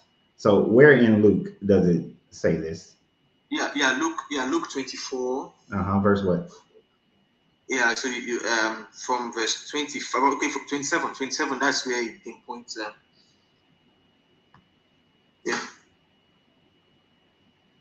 The beginnings, then beginning with Moses and all the prophets, he interpreted to them the things about himself in all the scriptures. Yeah. As they came near the village to which they were going, he walked ahead as if he were going on. I don't know when to stop. But they urged him strongly, saying, "Stay with us, because it is almost evening, and the day is nearly over." So he went to stay with them. When he was at the table with them, he took bread and blessed it and broke it and gave it to them. And then their eyes were opened and they recognized him, and he vanished from their sight. All right. Yeah. So what you're saying is basically 27, because the rest of it don't say anything. That's not talking about him being the whole time. So 44, even 44 too. Verse 44 of the same chapter. Yeah. Then he said to them, "These are my words that I spoke to you while I was still with you, that everything written about me in the law of Moses and the prophets and the Psalms must be fulfilled." Okay, so he's saying that he fulfilled basically, but what he's saying is that he is a fulfillment of what the Moses and the prophets and the Psalms and said. But the fact of the matter is, Jesus didn't fulfill anything. Okay, I think the problem is what we see as fulfilled. He had one assignment, and that assignment was to die for all of mankind, because nobody was legit enough, nobody was perfect enough to die. Yeah, so he was like the perfect sacrifice. That's not true. That's not true. That's not true. And Luke, it says that Zechariah was perfect, was a righteous man, perfect in the law. Exactly. Yes. So Zechariah could have been. So also were the Pharisees. So Zechariah could have been sacrificed. That's someone confronted me with this same question. I think that was was it like 3 weeks ago? We had a very long conversation on another platform. Who, you and I? So yes, yeah. I get your point, but the righteousness of the law is different from the righteousness that can save. Actually, because what Jesus Christ brought was something perfect, was a once and for all sacrifice. Okay, and the blood of Zechariah wouldn't have been able to save mankind. So it had to be God Himself, becoming a man to die for man. Why? I mean, if Zechariah was perfect in the law, then why isn't he good enough? He's fulfilling the law of Moses. Why isn't he good enough? Yeah, so under the law, like I said, I think Galatians gives us, oh my God. Sorry, I don't like doing all the whole long Bible talks, I just want to go straight to my explanation. But as a pastor who like preaches to people, I'm always very used to the whole Bible verse. I'm sorry about that. So, the law wasn't actually the initial plan of God for man. Really, the law was like an addendum, like it was added due to transgressions. Okay, so those people from the earlier time, they enjoyed God's grace. The law was something that was added because God set Adam and Eve up for failure in the garden. The original plan was for man to just be stupid and sitting in the garden. So is that, and that's why heaven sounds like man is just stupid and sitting in heaven, because that's the original plan. I mean, because they didn't know the difference between good and evil, right? Yeah, you're talking about Genesis? Yeah. You said the original plan was not for man was not to have the law. I can agree to that, because the original plan was for man to be in this infantile state where they didn't know the difference between good and evil, don't have self-determination, don't have any agency of self, and they just in the garden dumb. And when you look at Revelations, man is in heaven dumb. True. Yeah, but the communications of Genesis, the communication of Genesis are largely metaphoric. Yeah. And it's also there are a lot of metaphors there, and it's also Are you saying Adam and Eve never existed? Okay. You said? Are you saying that Adam and Eve never existed? Adam and Eve? Yeah. No. They did. But you know, they were expressed in the Bible. They were represented in the Bible as metaphors to point to something deeper. So what is so Adam and Eve existed. Are you saying the tree of knowledge of good and evil didn't exist? Okay, good. So the tree of knowledge of good and evil is like the gospel. Okay, so there was a choice for man to either believe the gospel or reject the gospel, and man chose not to receive the gospel and was passed on to death. What was the gospel at that time frame other than don't eat from this tree? So okay, nice. Now, okay, yeah, go on. So is the whole event of the tree of knowledge of good and evil and them eating from the tree, are you saying that's metaphorical? Yes. So that didn't happen. So it didn't happen that way. Moses only used that to express what happened. Okay, so you know, actually, what happened? The bottom line is what happened? Yeah. So the bottom, yeah. Sorry, just give me a second. So you know, the bottom line is, you see, the book of Genesis, right? I do tell people, especially when I'm speaking to people in church, I do tell them that the book of Genesis, okay, is what Moses is like a revelation given to Moses, okay. So all those people he wrote about, okay, although they existed, he never met them. You know, like for example, Abraham, Isaac, Jacob, all these people, they actually existed, but Moses didn't actually meet them. Right. You understand? Moses never met, never met them. So it's not eyewitness account, it's not first-hand knowledge. It is revelation, right? And revelation should be explained.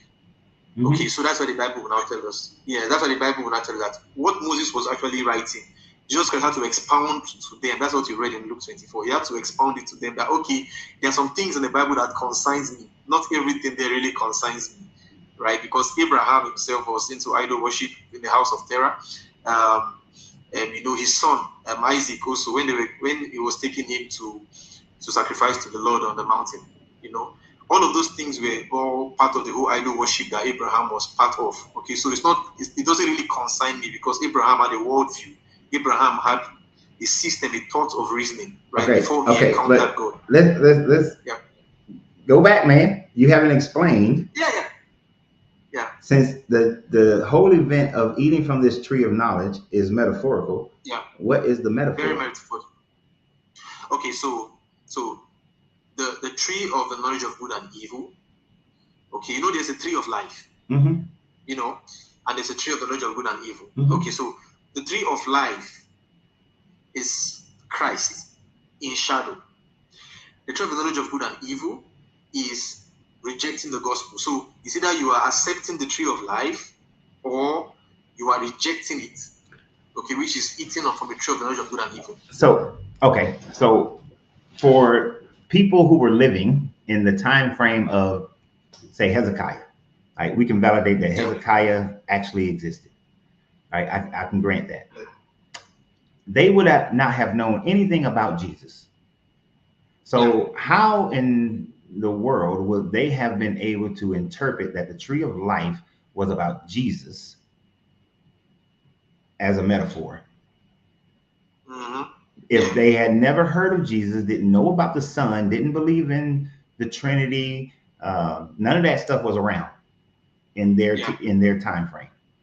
So how would they have known that? Yeah. That being a metaphor. Because to me, that wouldn't work. That's illogical. That's right. Yeah. No, not really. We cannot say it's illogical. We can just say understanding was lacking. So the same thing happened also even before Jesus Christ was crucified. Okay, he said the same thing to the people of his days. When he was on earth, he said, there are many things I want to tell you. This is John 16:12. There are many things I want to tell you, but you cannot bear them now, because you don't even have the understanding to receive the things I want to tell you. But he now said, well, how be it when the Spirit of truth is come? He will guide you into all the truth. So those people, the Bible referred to them as natural men. All of them in the Old Testament, they were all called natural men, even though they had encounters with God. Okay, but you know, the New Testament has a dispensation, and that dispensation is that, you know, we have the Spirit of God and we understand these things better than the guys at the past. Okay, but do you see how bad of a plan this is and how it doesn't make any logical sense? that you would have people during the 8th century BCE who are supposed to be able to understand that the tree of life represents Jesus and the Gospels, and they were supposed to follow Jesus and the Gospels, but yet there are no Gospels for them to follow, and they would not have any inclination of the Jesus in 8th century BCE. So that would be the even worse plan for this God, to meant that as a metaphor. Well, I think one thing with me is really maybe this is my first time in your life, right? So I don't like saying the things I've not researched on here. I'm not that person. I want to come here to spread lies just to push my narrative. But there's something the Bible tells us. That's what it sounds like. Let me interrupt you for just a second. Yeah. This is what it sounds like to me. And I've seen this quite often, where people who in the now, and they have the belief in Jesus and so on and so forth, they want to take Jesus and put him in the Old Testament to make him fit, so that the whole Bible is about him, right? But when you do that, you fall into the trap that you're in right now, because you're literally in a trap. Because even though you sit up here saying that, oh, I don't want to talk about things that are really, I got to flesh it out and that sort of thing. But you said the tree of life represents Jesus and that they were supposed to be following the Gospels. But the trap is Hezekiah, Josiah, Daniel, Isaiah, Samuel, Paul, Saul. I mean, not Paul, but Saul and all. They could not have been able to follow Jesus and the Gospels if they weren't around, and there was nothing in the Old Testament that would be the Gospels for them to follow. You see the trap that you put you put yourself in that trap. Don't try to say I trapped you. You put yourself in that trap. Okay. Hold on. I love the conversation. We're having a very wonderful conversation here. But the point is this: when Jesus Christ died, First Peter tells us that he actually, when he went to the grave, and he actually preached the gospel to people in the grave. And when he preached the gospel to people in the grave, they accepted the gospel, okay, in the grave. Yes, they did. They accepted the gospel. First Peter 3 tells us the same thing. Yeah, he went and preached to the prisoners. Tells us the same thing. Yeah, so it tells us that he went to the grave and he preached the gospel to the lost and to the unsaved.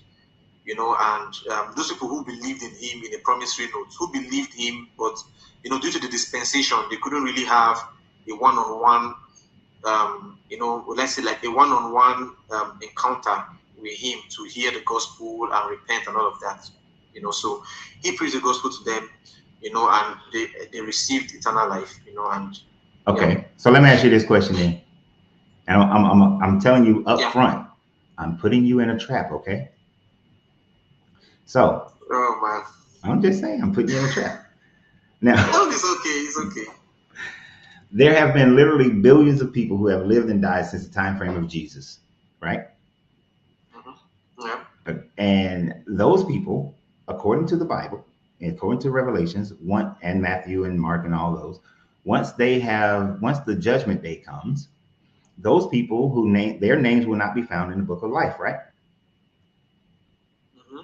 So that means that they're going to be thrown into the lake of fire, because they was in Japan practicing Shinto in the 1400s, never heard of Jesus. They died. They get thrown into the judgment day comes, they get thrown into the lake of fire. Does Jesus go and preach to the people in the lake of the fire? Or because the lake of fire say you're in there for eternity.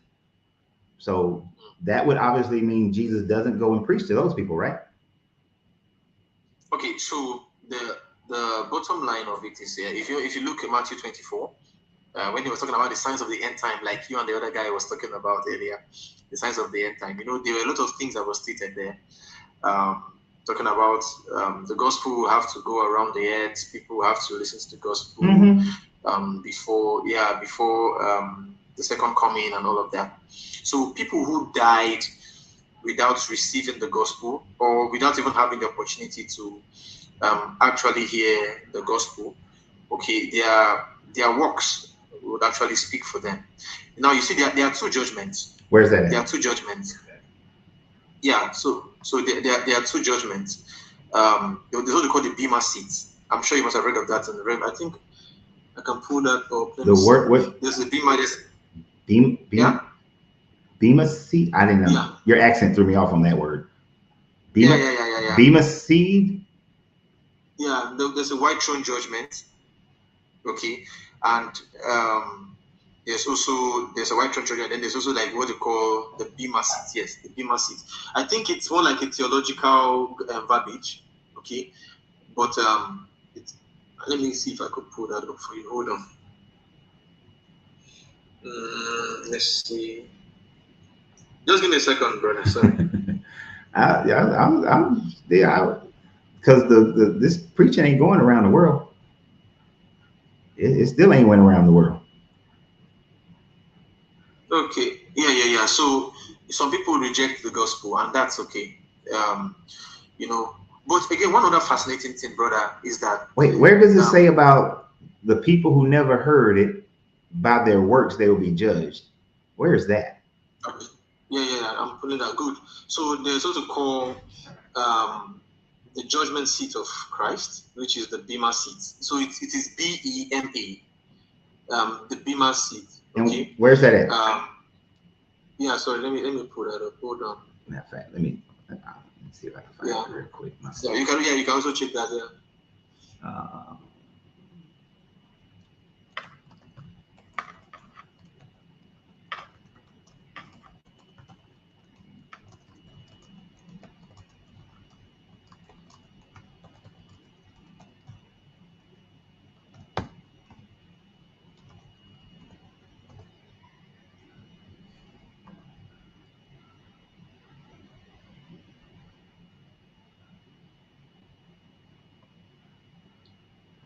Not judgment of law, but where's this in the Bible? I want to just see somebody talking about it. Yeah. So yes. So Revelation 20:12, and Revelation 20:12. So he talks about their works written in the books. Talks about the dead were judged according to their works. That was written in the book. So you could check that out. Although this is so this is under the Great White Throne Judgment. So we have the Bema seat, okay, which is the judgment seat of Christ, and then we have the Great White Throne Judgment. So these are two different judgments. It's just like saying because babies couldn't receive, just like saying because babies couldn't hear the gospel and they died, then they are going to hell. That's not true either.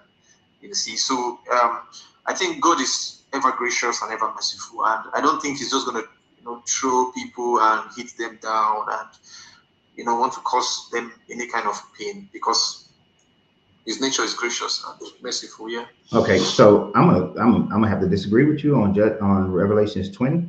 Revelations 20, where it talks about the books will be open and those will be the book of life, and the dead were judged according to their works as recorded in the books. This actually I read above it and I read to the end of it. This actually has absolutely nothing to do with the people who did not hear anything about this Jesus. This is after the 1,000-year reign is supposed to happen. Yeah. And then, so the 1,000 years will be over. So the 1,000 years will be over. Satan will be released from his prison, and then he will go out and deceive the nations on all four corners of the earth. And then this great city comes down and all this sort of thing. And the beast and his false prophet will be thrown to the lake of fire and tormented all day. And then there's this great white throne judgment. It says nothing about people who had never heard of the Jesus message and what will happen to them. So again, where are you getting this idea that Nate only allow one person up at a time? That's that's the closest, right? The closest. But also, the closest. No, you gotta. Yeah, no, Romans 2. Hold on, Romans 2, chapter 14, verse 15. No, I really, first of all, brother, like I've had conversations like with many skeptics, like agnostics and atheists, yeah.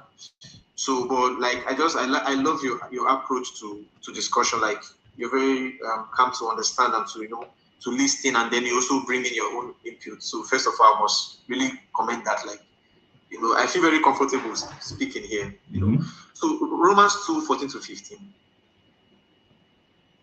Okay, and it talks about conscience and moral understanding. That okay, yes. So you live by conscience and by moral understanding. So that's it. So if you are not in Christ, you are still under the law. Okay, and I think the other scripture of Revelation, like I said, was like more like, say, one of the closest I could give. Right. Okay. So this is when Paul is talking about those who are. He talked about the Gentiles. Yeah. And this is Paul talking about the Gentiles and saying that they don't possess the law, because the law is only possessed by the Israelites. The law is not possessed by the Gentiles. But he's saying that those who do the law, anyway, and they do the law in their hearts, that those people are still under this God, right? According to the Gospels. Right? So, yeah. And so this is not necessarily okay. So you got people. Don't sweep it off, please. Don't sweep it off. No, because what you have here is okay. First, so when I read this book, I also look at it politically. I look at it what's going on at that time frame. Paul was talking to the Gentiles. Paul knows that these Romans are not going to submit themselves to Jewish law. That Romans look down on anyone other than Romans. So this part of this is just a swerve of charisma, saying that, hey, y'all ain't got to follow the law of sacrificing and the holy, because the laws are more than just the 10 Commandments. We're talking about 613 different laws here. So them celebrating the festival of those weeks, or Rosh Hashanah, which is right now, he's saying that y'all ain't got to follow. If y'all if you have it in your heart, if you're already doing certain of these things, like, not beating the shit out your wife, turning the other cheek, helping the widows and the poor, that you're kind of following the law. If you're loving your neighbor as you love yourself, you're kind of following the law anyway, but you ain't got to do the exact stuff and be under the Jewish law. Because the Romans would have been like, hell no. Christianity would have failed in Rome at that point, if that was the case. So he kind of going against what Jesus was teaching. Jesus was teaching that you have to follow the law. And again, you have to believe in him, believe in Christ, yeah. No, and that you have to follow the law. I think it's Matthew 15, where he's saying that the Pharisees sit on the seat of Moses and they tell you what to do. Do as they tell you, but don't do as they do, because they are not following the law themselves. So Jesus is telling you have to follow the law. And he says that he come to take not one tittle away from the law, so that you're supposed to still follow the law. Paul is saying that you don't have to follow the law in its exactness, but it's more of a heart thing. So Paul's going against Jesus. But this doesn't speak to, I'm going to go back to the point, my guy. This doesn't speak to all the people who died. There's a person who died right now in Tibet and you never heard of Jesus. They was a good person. There's nothing in his Bible that says that they will be judged based on their works and still get to get into heaven. Their ass is going to the lake of fire. But Jesus went to talk to the other people when he died, the prisoners, but he's not going to go and talk to those people. That's messed up. And that's the trap. That's the trap I was talking about earlier. He ain't going to talk to the people. He ain't going to come in there and minister to me while I'm in this lake of fire. But he went and ministered to the other prisoners from the Old Testament who were supposed to believe, who was supposed to understand the tree of life of Jesus. Everybody who died before the crucifixion. Do you see the problem? You said, because I'm putting your whole thing in context here. You said that the Adam and Eve story, the tree of life was Jesus, and they were supposed to follow the gospel. All the people, none of those people in the Old Testament would have known about that, would have understood that. So when Jesus died, he went into Abaddon and he talked to those people, because that would have been the prison. He went to Abaddon, preached to those people. and they believe, which would be easy as fuck. If I'm already in Abaddon and I'm going through some torture, and here comes a dude saying, "Hey, I'm the right way. If you go talk, believe in me, you get to leave." That's obvious. But then everybody after Jesus who never heard of Jesus, they go into Abaddon. They going into this lake of fire. Actually, they go into this lake of fire, but Jesus don't come and preach to them. You see how that's messed up. Yeah. So that's an unfair God. Actually, So there are different viewpoints about people who die. Okay, so I've given you two scriptures. Although you didn't really agree with the scriptures, which is okay. You didn't really agree with it, but of course there are different schools of thought. Really different schools of thought in regards to people who die without listening to the gospel and all of that. I just feel maybe you could look it up. You could look it up to satisfy your curiosity. Like, okay, what do different schools of thought say? There are people who they are inclusivists now. Yeah, who just believe that although you are saved, through Christ, but you lived a good life, like what you were talking about earlier. You don't maltreat people. You live your life in good conscience.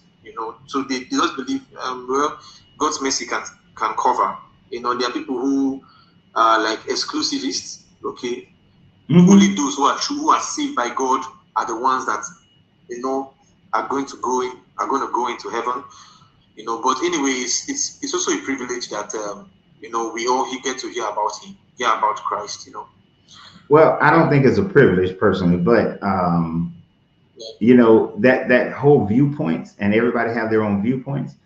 That does kind of go back to the first caller, because this is why you have 11 different denominations, because everybody is creating and creating their own thought process of what the same damn verse says. Like the verses that you pointed out have nothing to do with what happens to the people who don't hear about your Jesus, but they live the good life. They don't get the second chance of Jesus coming into the lake of fire and preaching to them like he supposedly did in 1 Peter, which is to go and preach to the people who were in Abaddon. Yeah. That's not justice. That's an unjust God. And oh no, man! Do you think that that's justice? So let me. No. I'm not countering what you're saying. What I'm just trying to say is that, but like you passing the judgment so fast. I think there are deeper levels of explanations to these things. I've been studying this for 30 years, my man, and that is an unjust God. I mean, think about it. Man. If you are you a father? No. You're not a father. Okay. So, but I'm gonna make you a father for a second. You have a child. Okay. Your first child didn't really understand what you was. You have a child. Okay, got it. You have a child, and you are telling your child that they gotta be. You tell them about the tree of life, and you tell them about the laws. You tell them about all the laws, and that they're supposed to follow these laws. That child tries to follow the laws, messes up a lot, but then you come back, you help that child out, and everything, and as a good parent would, right? Now, yeah. But you recognize the child then dies, and you recognize the child didn't really understand what you meant. But the second child, you have a second child.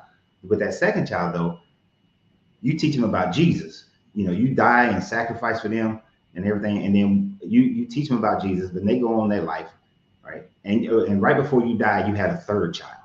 That third child never met you. You died the day that child was born. That child never met you, don't know you. But after you die, you go into the grave and you talk to the first child and teach them the things that you taught the second child. The second child gets to go to heaven when they die. That third child never met you. And that third child, even though they lived a good life, they go into a lake of fire and die. And they probably lived a better life than the other two children. They in the lake of fire, burning for all eternity, but you don't go and talk to that child. You like, to hell with that one. I don't even want to talk to my first two children. Is that a good father? Is that fair? I like your analogy. Yeah, but of course, if you want to put it side by side with the person of Jesus, you see that this was a man who preached the gospel to many people. Don't go around the curve, man. Don't go around the curve. I'm not trying. Would that be considered you being having justice, having good justice, being a good father? You let the third one. So from your analogy, no. From your analogy, no. But that's the analogy that you just gave. That's the whole situation that you just gave us about this God. Yeah. Okay. So let me take you back a little to what you said before you brought about the analogy about the Christian faith having different viewpoints about a particular subject. You know, we're talking about people who died and never had the gospel. You know, and I was telling you about different schools of thought. So, you know, the bottom line is this, brother. Apostle Paul told us something in the Bible in regards to the faith. Because I think Apostle Paul sensed that there will be times like this where Christians would have different viewpoints, you know, and all of that, you know, different understanding, different interpretations, even though the foundational language is the same, but they would always want to, like, you know, try to suit their narrative with whatever the Bible says. You know, so Apostle Paul put it like this, I think in Ephesians chapter 4, okay, verse 13. So he used the word unity of the faith. And that word unity of the faith is what binds all of us all around the world, what we call the ecclesia, the church. That's what binds all of us together. Okay, and what's the unity of the faith? The gospel of our Lord Jesus Christ. We all believe that he came, he died, he rose again the third day, according to the scriptures, and that he ascended to heaven, and now he's glorified at the right hand of the Father. We all believe. Once a church doesn't believe that, then we cannot count them as part of the church. So we might define many other things and different other things due to different levels in study, different levels in knowledge, different levels, you know, in exposure and all of that. Yeah, but what joins all of us together all around the world is that we all believe that Christ died for our sins. You know, we have historical evidences scattered. We have a plethora of them scattered everywhere about the existence. Oh, I was expecting that look from you, you know, but we have a lot, especially from people who are atheists, people who were skeptics. Yeah, around the time of Jesus' existence. What? Really? Why? Okay, why do every atheist or every skeptic I talk to, you know, about the existence of Jesus, they are always like, because y'all are misinterpreting. First, let me say, Jehovah's Witnesses don't believe that, so I guess Jehovah's Witnesses are not part of y'all group. No, they're not Trinitarians. Yeah. All right. They don't believe in Trinity. Well, they also don't believe that he resurrected, the way that y'all believe he resurrected. They don't believe it was a bodily resurrection. But the thing, but that's neither here nor there. I could care less. The reason why we look at that, because y'all misinterpret historical information to try to validate that Jesus actually existed.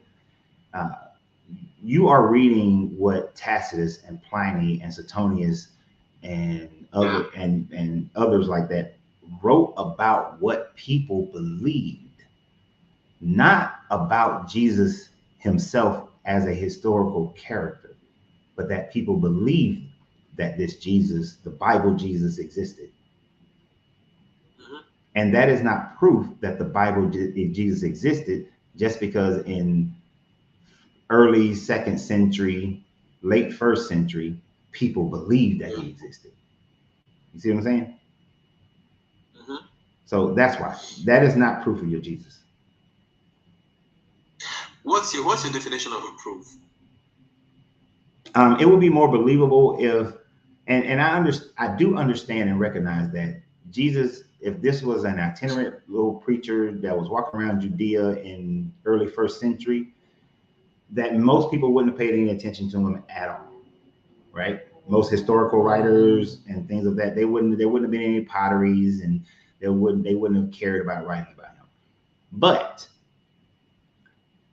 if a Jesus was walking around, walking on water, healing people who were sick, feeding all these people, then in those last 3 years of his life, then those writers, because that would have been so amazing that he would have then been written about at that time frame.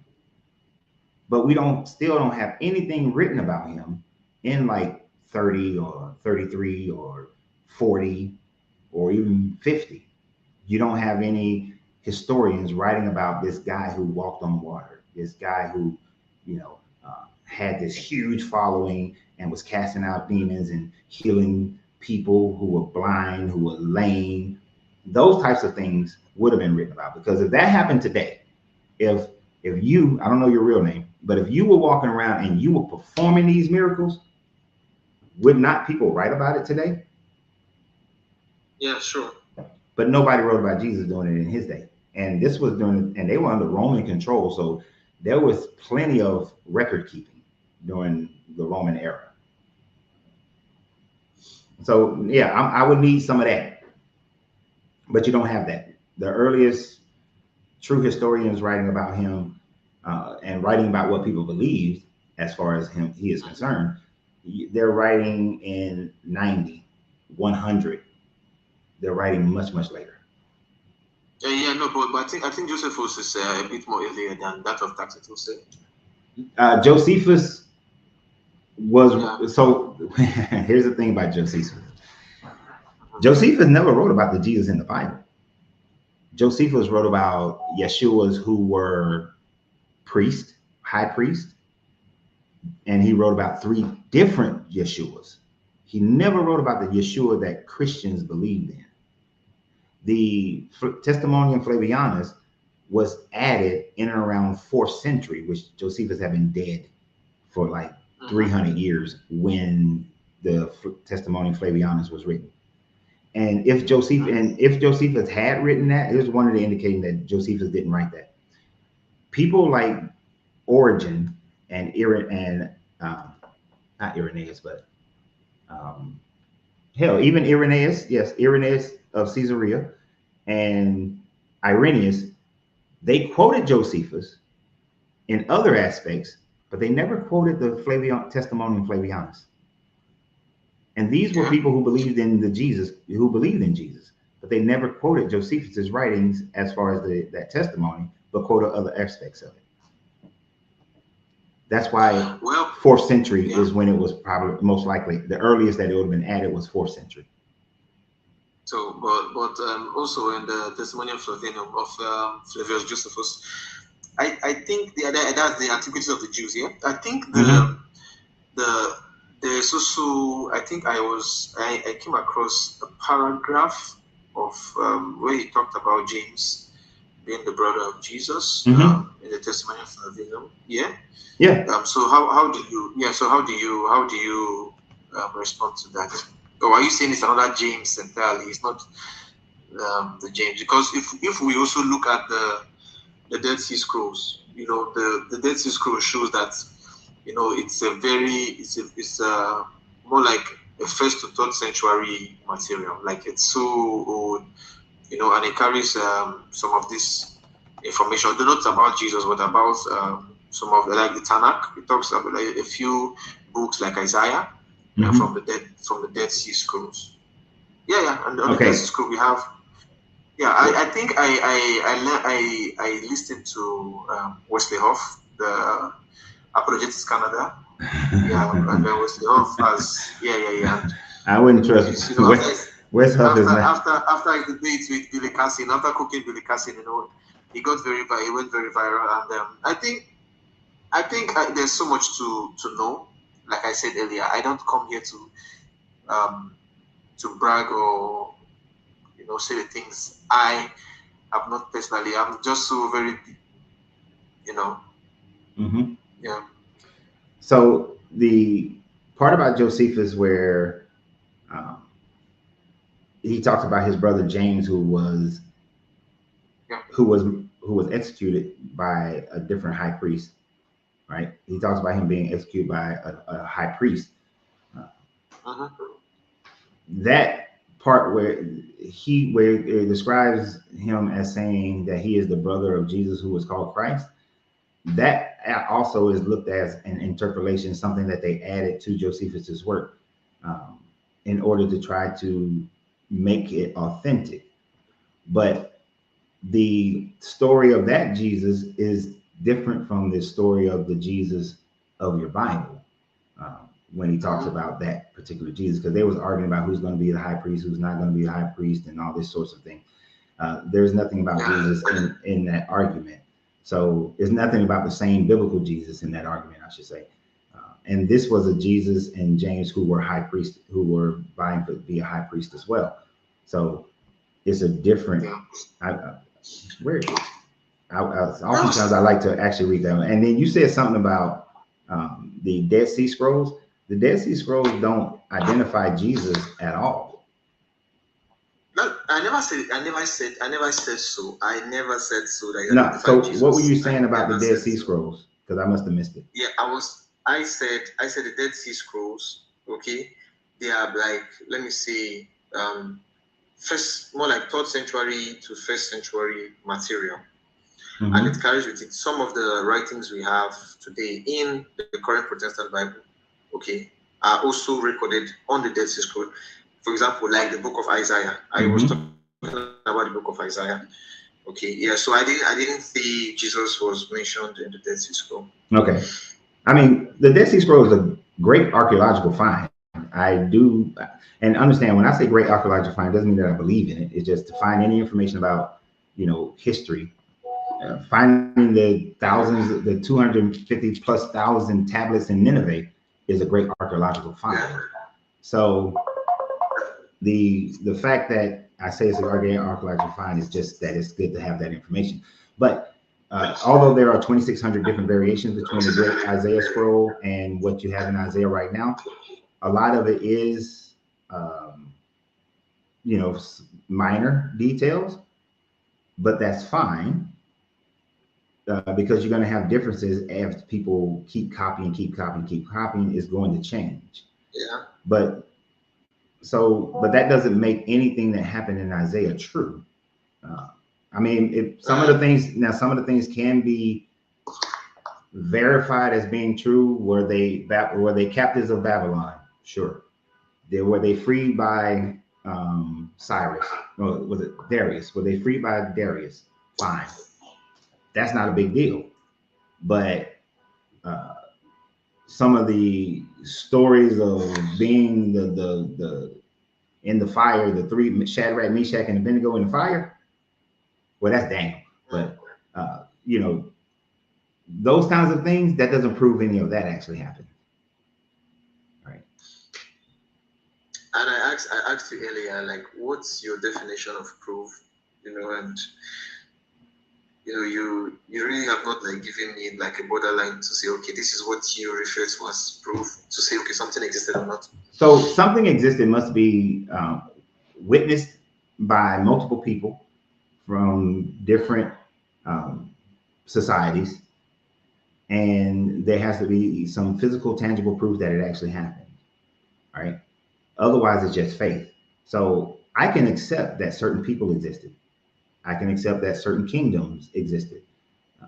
What is unacceptable is, did an angel kill 180,000 of Sennacherib's troops, when the writings that Sennacherib wrote that we found in Nineveh say that he pulled those troops away from Jerusalem, from the siege in Jerusalem, because Hezekiah paid him a tribute. So you got both sides of the argument, and without proof of these angels, without mass graves being found of Sennacherib's troops. Now, we found mass graves of Sennacherib's troops, and then there's an unexplainable death. Like, if we found mass graves, but we can see that it was like the bubonic plague or something like that, then that's not an angel. We can't put that on angels, the bubonic plague. Now, I know Christians say, well, that's what they use, but we don't have any of that. There's no mass graves. So I'm more likely to say that Hezekiah is lying and Sennacherib is telling the truth, and especially since Hezekiah said that he paid him a tribute as well. So that's all good, yeah, man. Like, man, thank you so much for having me up here. Like, it's been a time of learning and discussion. A much more healthy kind of discussion, not someone going over and over the same thing. Yeah, I appreciate you. You said what? No, I said I appreciate you too. Yeah. So I just followed. So anytime you're live, I would always come around. Okay. I'm live every Monday, Tuesday, Wednesday, Monday through Friday, 12 noon till whenever I get too hungry to stay on here. Okay, so you what country are you currently? Where Eastern Standard Time. Sorry, in America, United States. Oh, okay. I'm currently in Canada. Canada. Yeah. The hell? It's cold. The 51st state, yeah. It's cold up there. We're about in Canada, because that's big country. Yeah, big. Yeah, quite big. Yeah, second biggest in the world. Yeah. Yes. So we're in Canada. Yeah, Ontario. So you're on Eastern Standard Time, right? Yes. Okay. Eastern Time. Yeah. Okay. Yeah. So I don't know why black people in Canada is too damn cold up there, but y'all keep staying up there. Yeah. So what's the name? My name is Jerry, though. Renz. Jerry. People call me Pastor Jerry. Yeah. My name is Lorenzo, but I go by Renz. Renz. Oh, okay, Renz. Okay, nice. So I'll be coming up anytime you're live. I see you live. I will always come up to continue from wherever I can continue from. Thanks for the enlightenment and thanks for the platform to speak. It's really educating and refreshing. Thank you. Thank you. I appreciate you. Yeah. Bye. Bye. That was Pastor Jerry. I ain't trying to be funny, but Pastor Jerry, that sounds like one of those. So when I was growing up in Atlanta, when they would have those, what do you call them, when they had them tents and the revivals, that sounds like one of them pastors who had them tent revivals, Pastor Jerry. Pastor Jerry. I like that name, but nice conversation. Better than the first one, I would say. Better than the first one, I would say. I know y'all been talking over here. Yeah, I don't know everything what everybody been saying. I don't get to read every comment. To the gentleman who had wanted to come up, I don't do multiple people at the same time. So I just don't do that. It turns into a whole quagmire of voices, and then I'm trying to referee and all that shit, and it's just too much. So it's just better to have a one-on-one conversation. If you had points to make, try to put them in the comments, and we'll try to capture those comments, which I did a terrible job in that conversation of capturing people's comments and being able to allow that comment to be spoken about. So I will do better. I will do better on that one. But I was also looking shit up while he was talking, while we were having a conversation. Because I want to be as correct as I possibly can. And if I'm ever wrong, I'll go back and correct it. And yes, it's too cold for me to ever live in Canada. And no in hell I live in Canada. I understand why my ancestors went to Canada. Well, none of mine went to Canada, so I understand why people went there. But yeah, but I want you to think about the trap that he laid for himself, though. You cannot say that Jesus was in the Old Testament, and then those people just simply didn't know, and then Jesus went and preached to them and freed them out. But then the people who don't know about Jesus now, never heard about Jesus over the last 2,000 years, he's not going to go and preach to those people while they're in the lake of fire? I mean, he made that trap for himself. I didn't make it for him. But that doesn't work. And that's the type of theology that people come up with to try to make it all fit, but it got such big holes in it. There are such big holes in those types of theology, which is why you got 11 different denominations. It makes you feel good.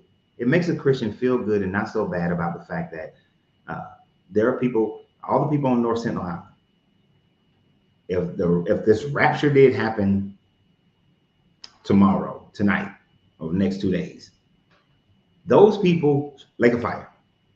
And to say that they had the law in their hearts, how would they have the law of this God in their hearts when they're worshiping another God, which violates the first law that this God put out. This yes, 5011 from Atlanta. But so we don't know what the people on the Sentinel Island worship, right? But let's just look at some of my ancestors. Some of my ancestors who had never heard of this God, they worship Quechua, some of them, well, they would have worshiped, they possibly was worshiping Quechua, some of them were possibly worshiping, well, I know since some of them were Yoruba, they were worshiping, Oshun, Ogun, very thin line goes towards the Mali, so they were worshiping Dogon, and some of them might have even been Muslim, so they've been worshiping Allah. Those people they will be in violation of the first law, which is to have no other God before me. So how can they have the law of this God in their heart? See, Paul was on some bullshit when he wrote that. Paul was really just trying to get those Roman Christians to accept to get the Romans to accept Christianity, but not have to fall under Jewish law. So Paul was really a swerve to get Gentiles to join. It's kind of like David Koresh or Jim Jones or William Miller or Joseph Smith. You're just creating a different variation of the religion that you are claiming to be your religion. Nothing more. And that's really all Paul was doing with that bullshit, right?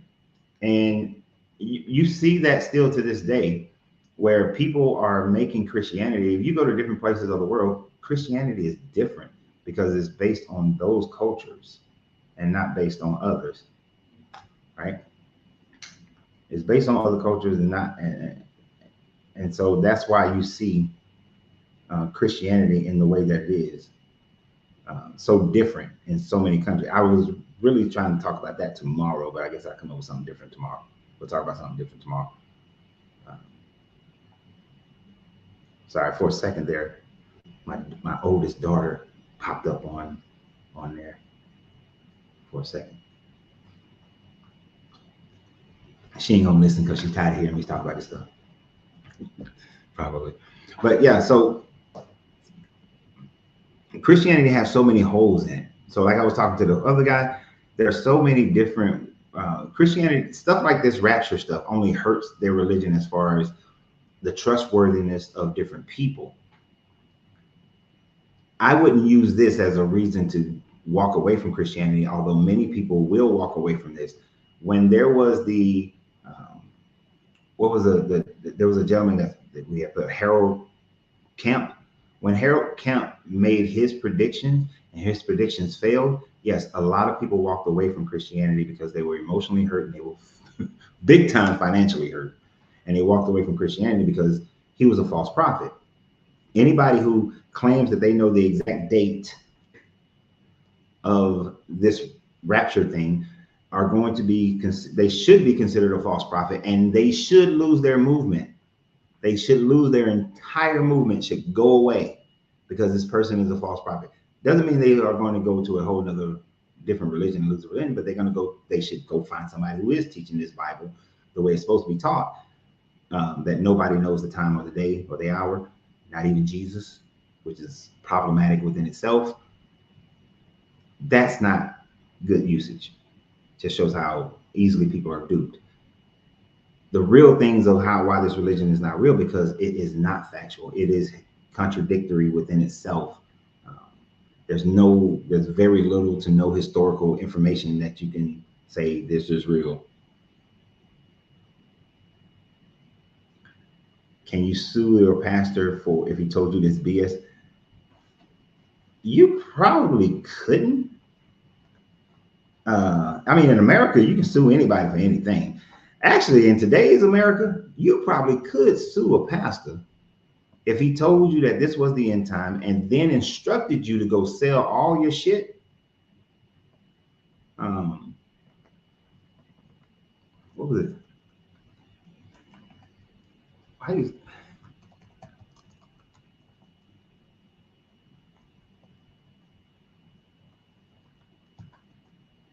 I wonder, did anybody sue him for that? He was sued in 2016 over claims of gay discrimination after a lesbian employee was fired. So he had a discrimination lawsuit.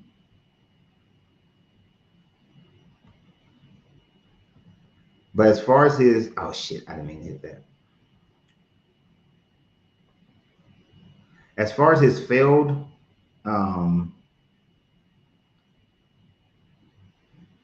prophecy,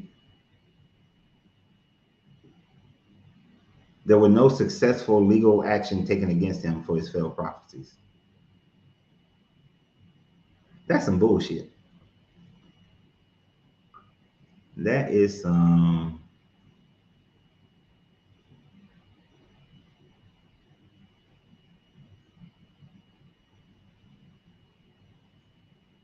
they spent over $100 million in advertising for his failed prophecy. $100 million. People sold all their shit, gave up $100 million worth of stuff for his failed prophecies. Yeah, I would not have need to sue him. He would not have need a lawsuit. It would. It would. I ain't gonna. I might have to take the law into my own hands on that one. I'm not saying that anybody should go take the law into their own hands if they pastor's telling them that tomorrow or the next day they're gonna be a rapture, and then when it proves to be false, you know.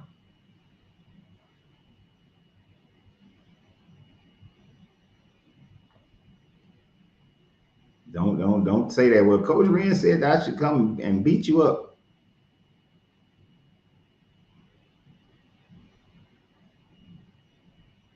So don't blame me for that one.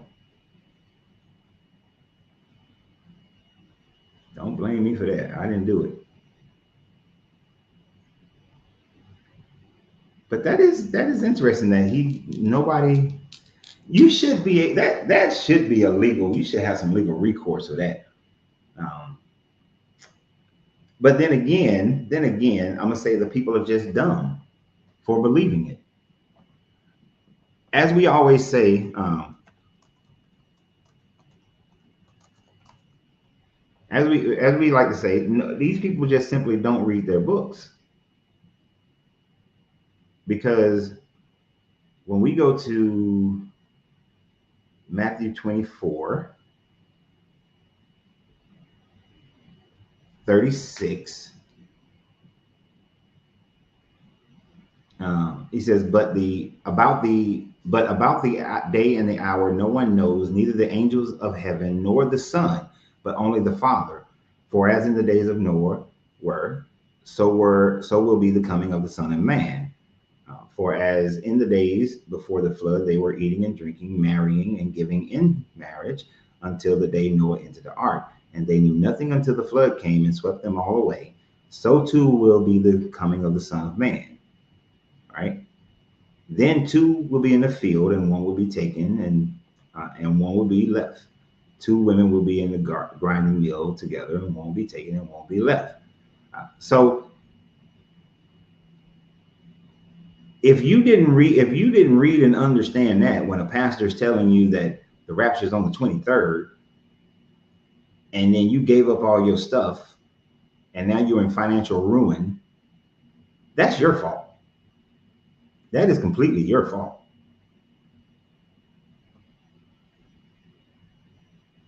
And then it's kind of funny. It's kind of funny. Let's walk down this path for a second. Jesus and God are supposed to be one. So they're all knowing, right? They're all knowing. He said, be in church talking about this is for entertainment purposes only.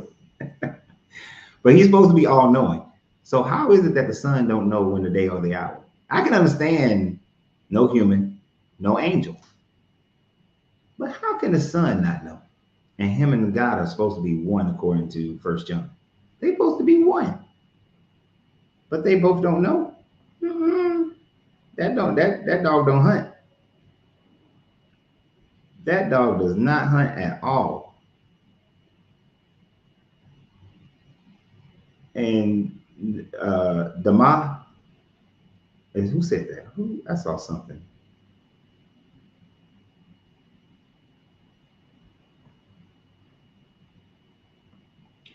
Jesus literally fulfilled every prophecy that was foretold about him. There's literally no historian that vouches for the fact that the prophecies said about Jesus were fulfilled by Jesus. There are plenty of who don't. Bart Ehrman easily refutes Jesus fulfilling any prophecies, but hell, I can refute prophecies that Jesus never fulfilled. Jesus, the Isaiah 47. What up, man? Yeah, man. Wait, let me see top of the fine. Let me see top. Yep. All right. Like all that. Right. Like that. Yeah. All right. I'm digging. All sorcered up. Got the sun and the moon and everything. Mm-hmm. You ready for Rapture? Yes, sir. I'm down with it. Say what?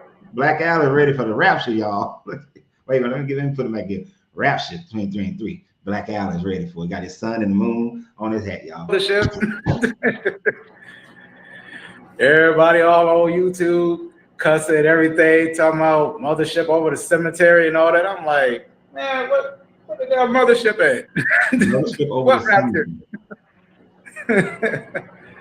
Man, yeah, man. That ain't no such thing as a rapture in the Bible, man. Oh, not. Who made that rapture thing up in 1800 or something? Yeah, it's like 1830. Darby came up with that bullshit. Yeah. So he was and them Christians took that shit and ran with it. And yeah, you know, so and I've been watching, you know, how you've been telling them, like, yeah, you can't predict, you know, when the rapture is going to come, because again, that goes outside of the scriptures. So and plus there's no such thing as a rapture. No. You know, I used to get in trouble, so to speak, when I was and I used to make the argument that there is no pre-tribulation rapture, that there is only the end of everything and judgment day. And give up their dead, and the graves give up their dead, and those people who are still alive would then all face judgment. So that is, if you want to call it a rapture, would be the end. But beyond that, exactly. So yeah, see how Darby cleverly used things like Matthew 24 to kind of create a rapture, because he's saying that the Son of Man is come, and there'll be two in the field, and one will be taken. What he's really talking about there is when this millennial reign comes and this hell is let loose, that they're going to take one, not the other, because it'll be government persecution. Right. People are making a lot of noise. Exactly. So yeah, and so and then that, you know, when the beast or the Antichrist and all that, you know, rule the earth for what, 7 years and all that, and then, you know, those people, you know, who have been raptured up and all that, so they escape all that, and then the people who get left behind. And yeah, and I saw your video about telling people to pawn all their shit to you, you know, put it in the will, and I was like, yeah, that would seem reasonable because your ass ain't coming back. So, but I was like, yeah, man, these people just take that shit and run with it, and they've been predicting a pre-tribulation rapture for years, and I'm like, okay, this is starting to get, you know, like untruthful, like, cause I've been looking for it, like again, like I said, I was a Christian for 18 plus years and denounced it when I, you know, started studying, and, you know, and I'm like, yeah, there's none of that going on. No, it's not. So, but you know, I saw this video this morning. I feel something. So this brother, he drives Uber. Talking about on Sunday how he picked up some people from the church, well appointed. He was kind of sobbing, and he was taking them home. And those people had prayed that whoever was their Uber driver, they were going to give him all this money. Okay. So they gave him like $1,900. He showed the money. Gave him like $1,900, and then they collected his Cash App and Venmo and all that information. Wow. I want to see. I follow the dude because I want to see if they give him more money or something like that. So even though I did that as a satire, I'm for real now. I was just man. Wow. Now, man, that's right. Yeah. Yeah, they for real. What is all that damn noise in your background? I'm at a restaurant. Yeah. Yep. I'm getting used to some Chinese food. Yep. I'm hungry, man. I hate to do you like that because I know you about to get ready to get off soon. I hate to do you like that. Now I still got about at least 30 minutes or so.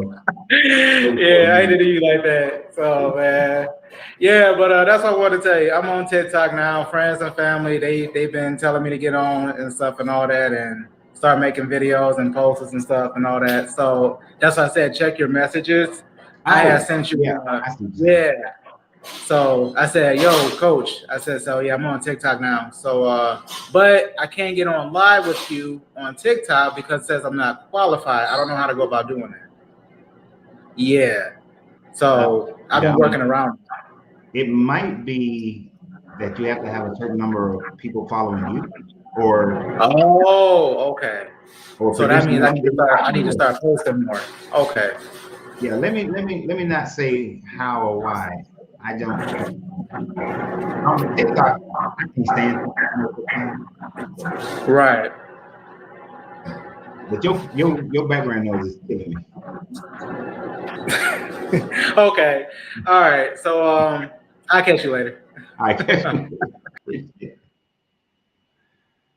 Yeah, I don't know if anybody else saw the video on TikTok where this dude, I'm gonna try to find it again. I didn't save it now that I think about it. I did not save it shit. But I'm gonna try to find that dude. But I thought it was incredibly interesting that these people they gave up their money. For real, gave up their money. Hey, all you Christians out there who believe that this rapture is gonna happen, hit me up in the DM. I'll make sure that you get my Zelle information. Wait a minute. No, hell, you see how my name is spelled Lorenzo Reed over here in the Cash App? LARENZOREID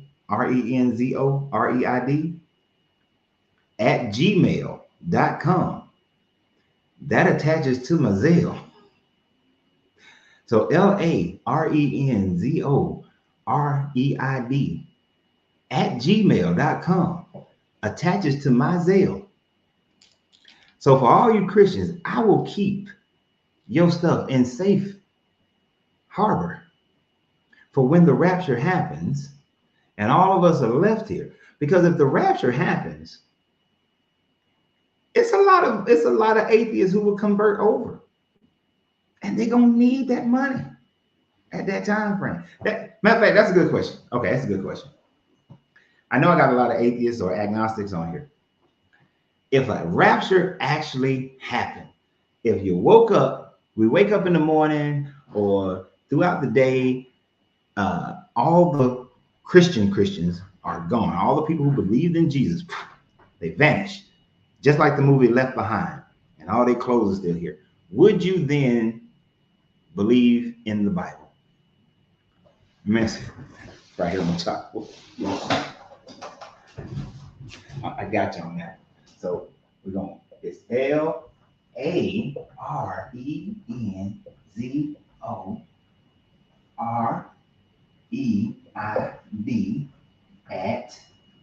@gmail.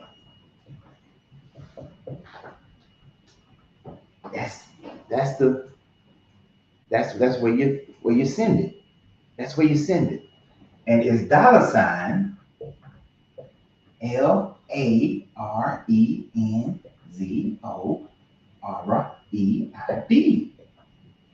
That's the Cash App. That's the Cash App. You can send all your monies to me, right? And send send me the documentation of ownership of your houses and your cars and all your Bitcoin and all that stuff, so I can provide for them. So I can provide. Because you can't take your money into the heaven. Your money can't go to heaven, man. Go to heaven with you. Oh shit. I want to move that back up. Damn it. Fucking around. And now I can't move it. You can't take it with you. Y'all. You can't. You got to leave it here.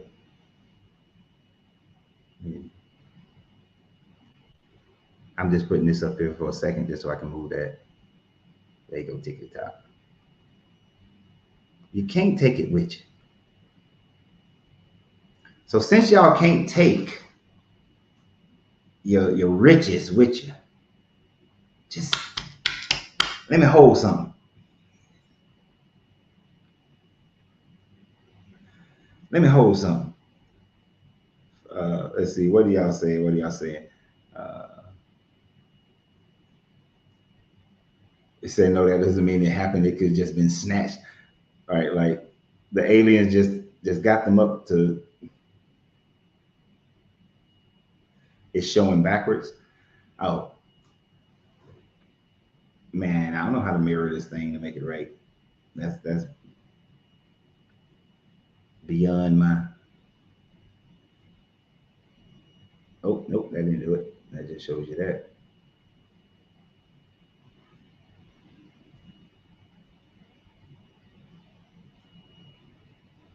How do you do that?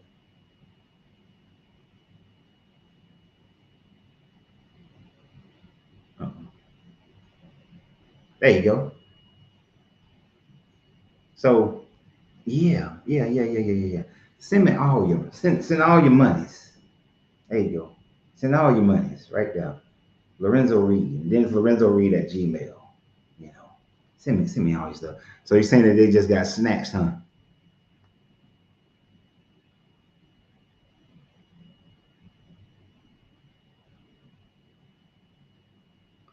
See, Fred, you're thinking about it wrong, Fred, for all my mocking.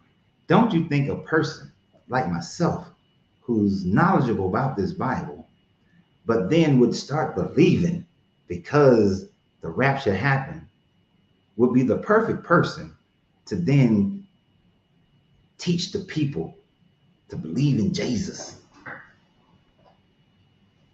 I'd be the perfect person to start teaching Jesus.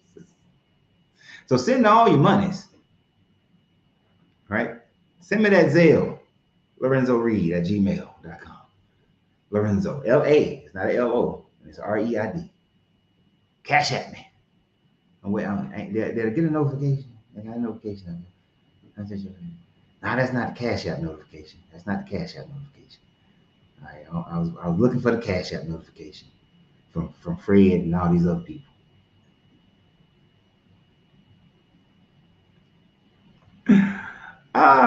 So let's see.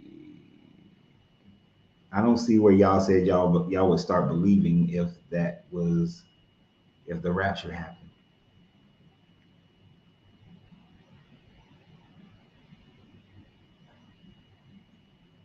Nope, I'm guessing y'all don't want to participate. Rick, Jackie, in the background.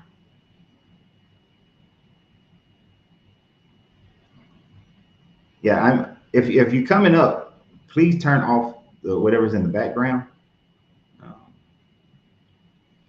Yeah, that was Fred Adams, not Fred Jones, who said that. My bad, Fred. Fred Jones. I gotta remember. I gotta specify which Fred.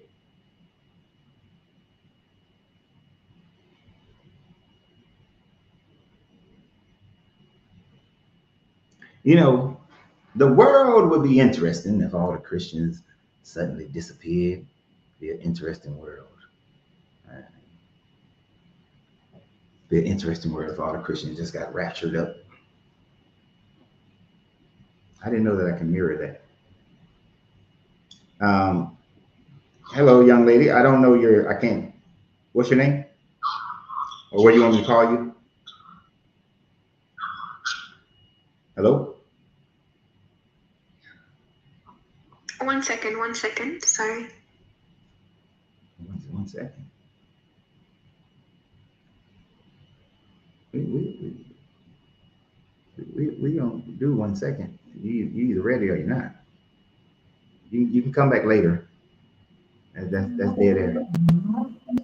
What up, Jackie? Hey, what's up, man? How you doing? I don't know, bro. I'm just tripping, man. You tripping, bro. I know you. I know you believe the Holy Scripture, man. You just been hurt by Christianity, man. Oh my gosh. You just been hurt by Christianity, man. That's all it is, bro. You be all right, man. Look here, Jackie.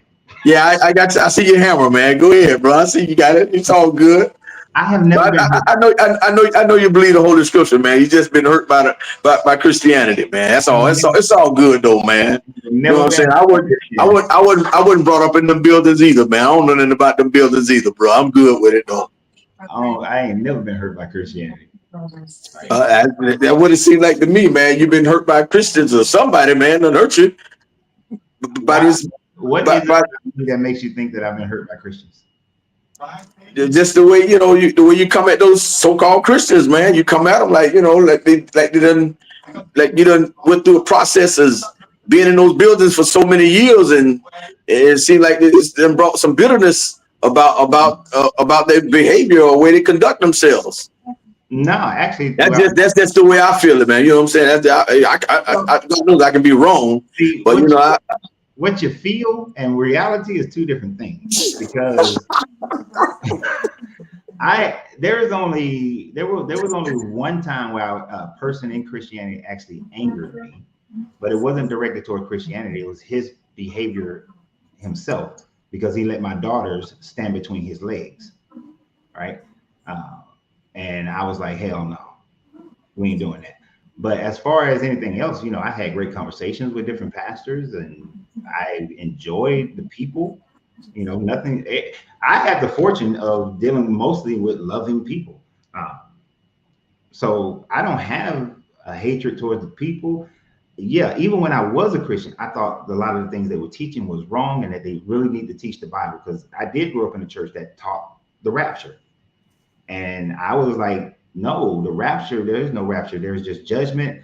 And then we all go then, right? So I was like, we got to teach the right theology. I was trying to be a reformer of the church.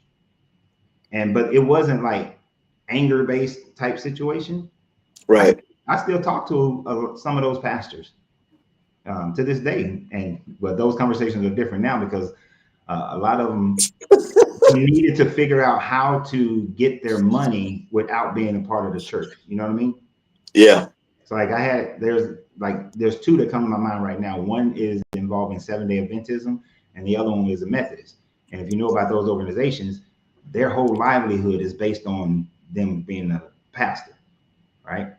Yeah. So helping them to create income over these last 10 years, helping them create income so they can walk away from the church, actually. So yeah, I don't have, and then others are just ones who they call themselves sharpening their, they want to sharpen themselves. I'm like, all right, we can talk. I've never been hurt by the church. Nobody in the church molested me or hit me or treated me unkindly or nothing like that. Right. Now, you know how some people say, they've been church hurt and all this kind of stuff here, man. I don't even know what that is, bro. I mean, I ain't gonna never let nobody get to me to get in that state nowhere, no kind of way, man. I wasn't brought up in them buildings out there, man. I'm not a person that was brought up in those so-called church buildings or Christianity stuff. No, I wasn't brought up in that stuff, man. I don't believe in that stuff, man. Now, I'm not gonna say it ain't real. It is a real thing. Yeah. But the thing that the way I see it though, a person, like I've met plenty of people who they was going to a church, then either somebody tried to mess with them, or they stole their money, or they was I've been giving tithes for 10 years, and then when I got into that situation, them motherfuckers like didn't do shit to help me out, and so they get mad, justifiably mad.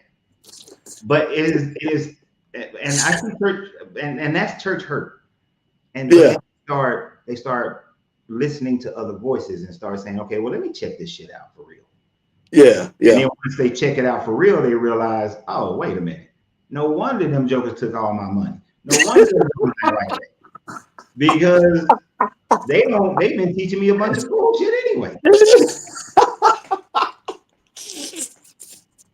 That makes it bad for some of them real dudes that's supposed to be, some of them guys are real at what they do, but it makes it bad on all of them, man. It groups everybody in one lump, man, but that's the way it is, man. I mean, I never was the type of person to sit there and let nobody just like take those scriptures and manipulate me. No, man, no. You got to do some reading for yourself, man. You don't let people just manipulate you. A lot of people don't even read, man. They don't read, they don't study. They just go with the flow, man. They say, oh, this man is a man of a cloth or whatever, man. No. I'm gonna test that man. I don't care who he is. They don't. I just was never a person that was grounded in that stuff, man. I was never brought up in it. I wasn't made to go to those buildings. I wasn't, my parents never got on me about going to it. It's just no. It's just that's just the way I was brought up, man. I thank God I wasn't brought up there, but I done heard so many stories about people being beat and manipulated and been used, man. The people just absolutely just hate it, man. They detest it. And so many people saying, when I hear people say that they're Christians, and hey, if that's what you are, that's what you are. But then when your lifestyle is not adding up with what your words are saying, man, it just makes it all the worse. But that's them. I mean, that's their thing, man. I'm non-denomination. I don't get into any of that religious stuff, man. That's past me, man. I mean, I let people live the way they want to live, bro. It is what it is. You do what you got to do, So why do you think you're Christian, though? Huh? Why do you think you're Christian? I never said I don't consider myself as a Christian, man. I don't consider myself as a Christian. You believe in the Bible? I believe the script. I believe the Holy Scriptures. I believe it, but I don't group myself with so-called Christians, man. Because man, you got people out there attacking people saying that they're Christians, man. So hey, but I ain't a part of that, man. Do you follow Jesus? Through the teachings of the Apostle Paul. So you're a Paulinian Christian. So you follow Jesus, you're a Christian. I follow the teachings through the teachings of the Apostle Paul. Okay, so you don't follow the Gospels. No, I don't follow Matthew, Mark, Luke, and John. That was all that was written for my learning. That was background. You know what I mean? That's Matthew, Mark, Luke, and John, and Acts. That stuff was written for my learning, according to Romans chapter 15, verse 4. That was written for my learning. You know what I mean? I learned from those principles. I mean, I take those principles in, but that's not the principles that I practice or follow. I mean, a lot of people say, if you're going to follow those principles, you're going to have to follow them to the T. You can't just pick and choose out of those principles that was given that you're going to follow. It don't work like that. So you follow it all or don't follow none at all. So Paul thought that Jesus would return in his time frame, but he didn't. Yeah, he had a concept. He thought that concept was going to happen in his lifetime. He did think that. He thought that Christ was going to return in his lifetime, but unfortunately he didn't. So, it just goes on. Doesn't that make him a false prophet? No, that doesn't make him a false prophet, because he just said because he understood that his departure was at hand. So, he said he fought a good fight. And and it was that wasn't going to happen in his lifetime. He understood later in his life that it wasn't going to happen. He thought he never gave a certain date when that was going to happen in his lifetime. He didn't give a date, but he thought that he would come before he died. Well, he thought all the writers of Scripture thought that they was going to see him before their departure. And but unfortunately, he didn't come in their lifetime. And he was that doesn't negate that it's going to happen. I don't know when. I don't set dates. I don't know the time or the year or the season.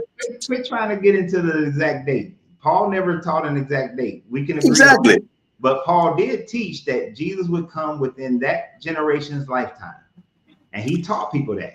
That's why he told them, don't get married unless you just burning with sexual desires. So, but Jesus didn't come during any of that generation's lifetime, which would make Paul a false prophet. Not necessarily make him a false prophet. It's just like I said, it just didn't occur in his lifetime. It just didn't happen in his lifetime. But that doesn't make it a false prophet. I mean, he was an apostle. I mean, you know, he was just going by what was given to him. You understand? He was only going by what was given to him. Jackie, what was given to him was the fact that he thought that Jesus would return in his generation's lifetime. Yeah, I mean, yeah, Peter and them was thinking the same thing. I mean, you know, they wanted to know when was he going to restore the kingdom back to Israel again. They want to know all these things. But Jesus told them in Acts chapter 1, it's not for you to know the time or the season. So it wasn't in their lifetime, but they had an assignment. Jesus claims that there are those among you who will not taste death before I return. Now you got to understand, he's talking about something future. He's probably talking about future individuals. I mean, you know, not in Peter's and James and John's lifetime. He said there are those who are standing amongst you. Standing amongst you. They saw him in his glory. All you little jokers I'm looking at right now. They saw him in his glory. Oh, man, come on. They saw him in his glory, man. They saw him in his glory. They saw him physically go up. They saw him in his glory. When he was resurrected, they saw him in his glory. They saw him. He did not lie. Jesus told the truth. They saw him. After he rose, they ate with him, they handled him. So you saying it, so what you're claiming is that Jesus was actually talking about after them 3 days and he came back. That very well could have been, because he said there's some amongst you that shall not taste the death until they have seen. That he was in his glory at that time, because he told Mary to touch me not, for I have not ascended up. So in other words, let me put you in the trap.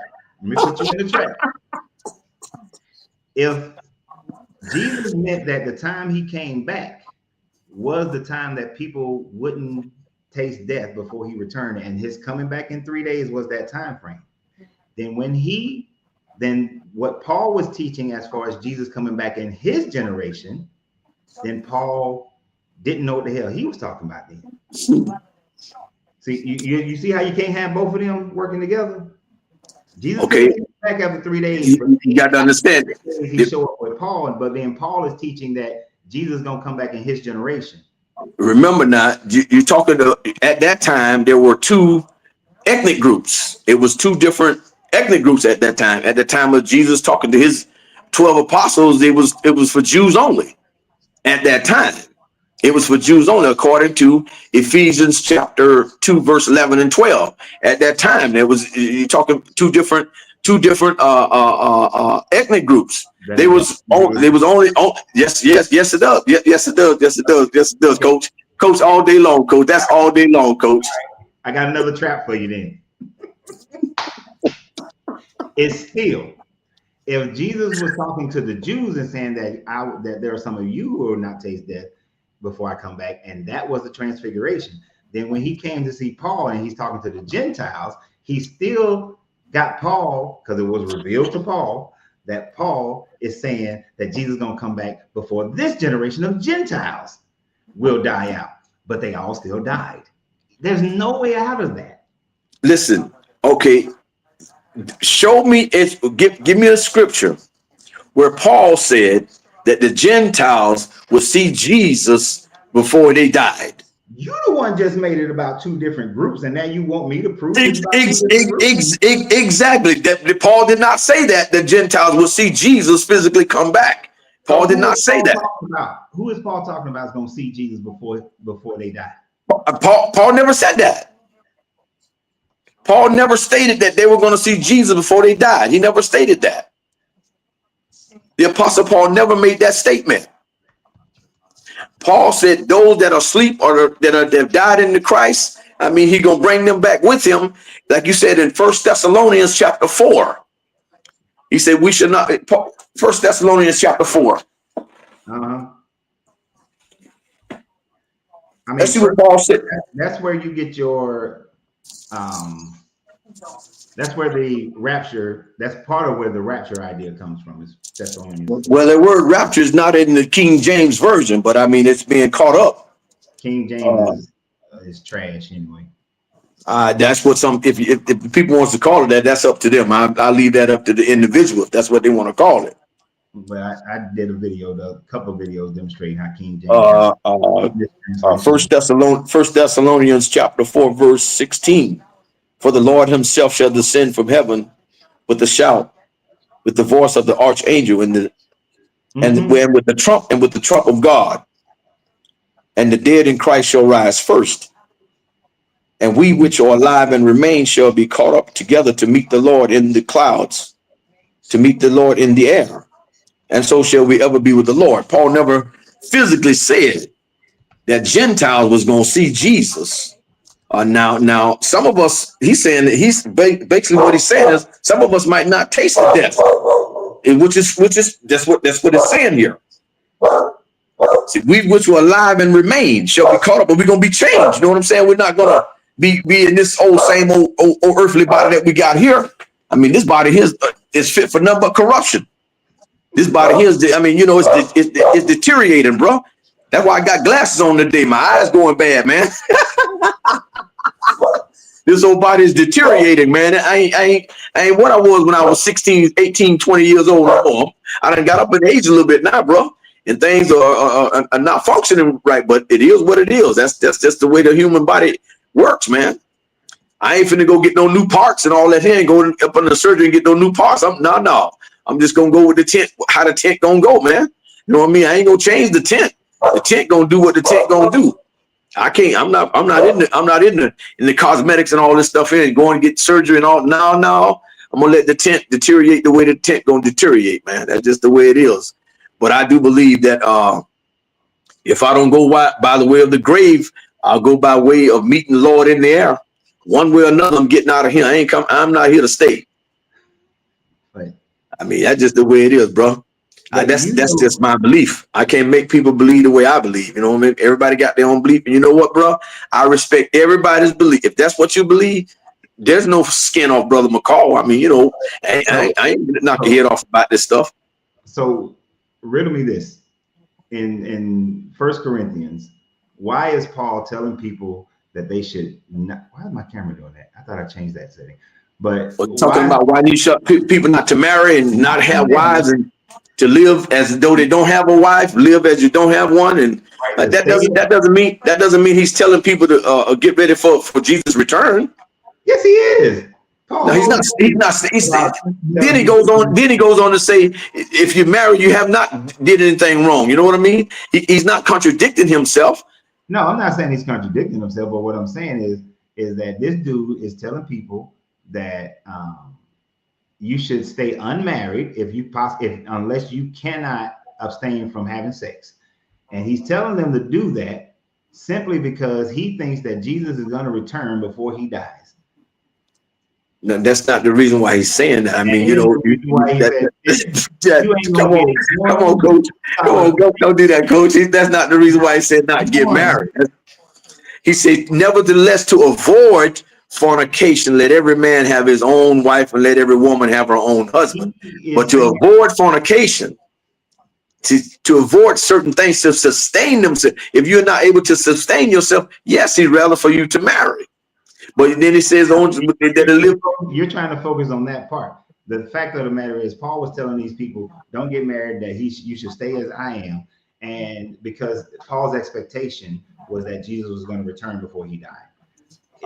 There's not one PhD paper that goes against that. There's not one scholar that goes against that. There's no one who goes against that except somebody. You're on this side. Somebody you make it fit into some narrative that it doesn't fit in. I'm not trying to make nothing fit in my narrative. That's just the point blank of the matter. He did not tell them. He did not tell the Corinthians that Christ would come back in their lifetime. And if that's the assumption that people have gotten, I believe that's the wrong assumption that they've gotten. In other words, he would have never stated what he stated prior, before he stated those other things down the road. He said, I wish that all men were as I am. I mean, he was a man that not see once you take on, marriage. I mean, you got to take care of your wife. You got to be able to be there for her and support. But he's saying he gave himself rather over to Christ, to the Word, to continue the Word. When you ask the question, in my little thing here, yeah, yes, Paul indicated he expected the return of that. He expected Jesus to return during his lifetime. And he thought that other living Christians. Now they do cite Thessalonians 4:15-17, which discusses the gathering of faith to meet the Lord. However, the extent of this expectation and whether it was an absolute certainty or possibility is subject of scholarly interpretation, with some arguing it is not definitively established doctrine for all believers or time frames. So basically, the consensus is that that's what he was talking about, but it is debatable as to whether or not he was talking about that. So I'm gonna give you that. I'm gonna give you the debatable part. This is mirror. I'm gonna give you the debatable part. But hey man, I'm gonna tell you like this, bro. I love coming on talking to and Josh with other people in the chat, man.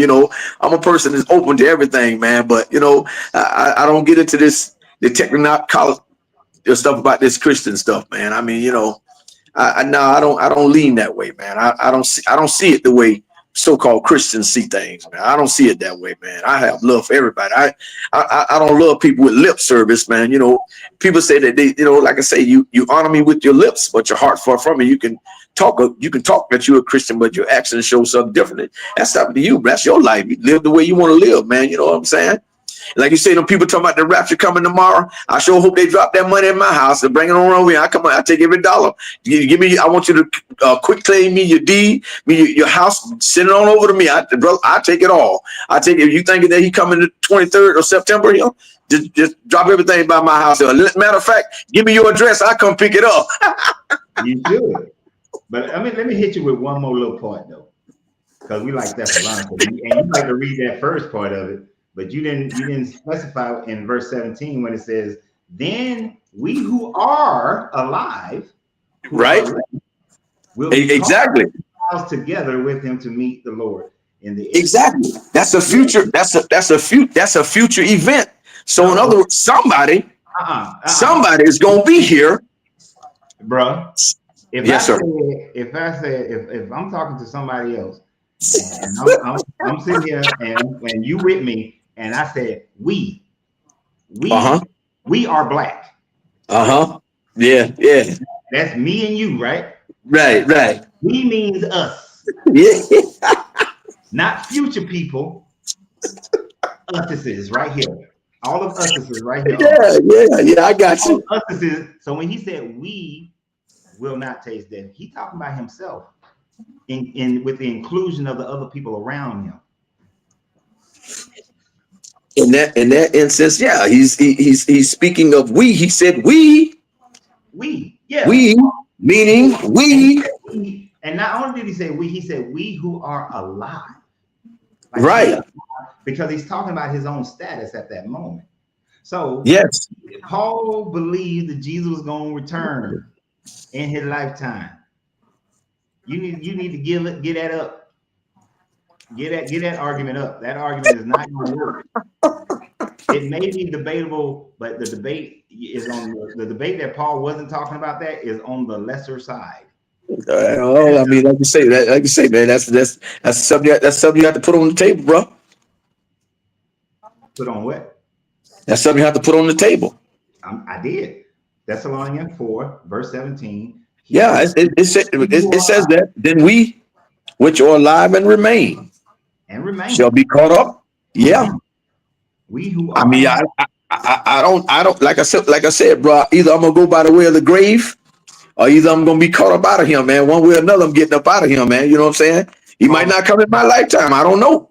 Paul's a false prophet because he didn't come when Paul thought he was gonna come. Just like William Miller, just like Ellen G. White, just like all them other jokers who've been saying that Jesus is gonna come during their lifetime. Hey, they didn't show up. They false prophets. Paul's a false prophet. Hey, man. Yeah, like I said, Coach, it's the debate is open, bro. I understand where you're coming from, man. It ain't no pressure, man. Keep going, keep doing what you got, what you're doing, man. Like I said, I always visit the channel, bro. Stay on top, my man. Stay on top. Take care. God bless you and your family, man. You get some of that money. Make sure you send it to me. Later. Just saying. All these Christians, y'all want to give up all the money? Send me the money. Say my man over here. I think Radiant told me that I let him off too easy. That I'm being too fair. I'm being too fair, Radiant. Yeah, well, you're probably right. If somebody acting right, I try to be fair with them. I ain't here to crush people. I ain't here to crush people. But we gonna win debates though. We gonna win debates when we know we can. And that joker, Paul is a false prophet. Jesus is a false prophet. And Jesus didn't fulfill Jack Dempsey. Didn't show nothing. But you see, the thing about this religion is that they have to keep pushing out and changing the narrative about what Paul and Jesus was teaching as far as this rapture happening during their lifetime. Because if they do admit that the Jesus character was wrong, then they have to then discount everything else. You have to discount everything else at that point. And they don't want to discount that. Because all of it, if a Christian was truly honest with themselves, it's all about a return on investment of their fear of going into the lake of fire. That's it. Their fear of going into the lake of fire. That's the whole point of this religion. That's the only reason why after they are indoctrinated and I'm gonna say, Jackie, I meant to ask this one, but it's all right. I'm gonna say he may not have grown up in the church, but you grew up in America. You're surrounded by the church, so of course you're gonna have a natural draw towards Christianity whenever you do decide that you're gonna join some religion. Because if you had grown up in Saudi Arabia, you'd be Muslim. Mac Do. What's up? Are you over 21? Yes. Okay, good. And are you a believer? Yeah, I am. So Are you saying that the September 23rd rapture is happening? Oh, hell no. Okay. How many times must this fail before Christians stop believing it? Yeah, well, it does say in the Bible, though, that no one knows the hour.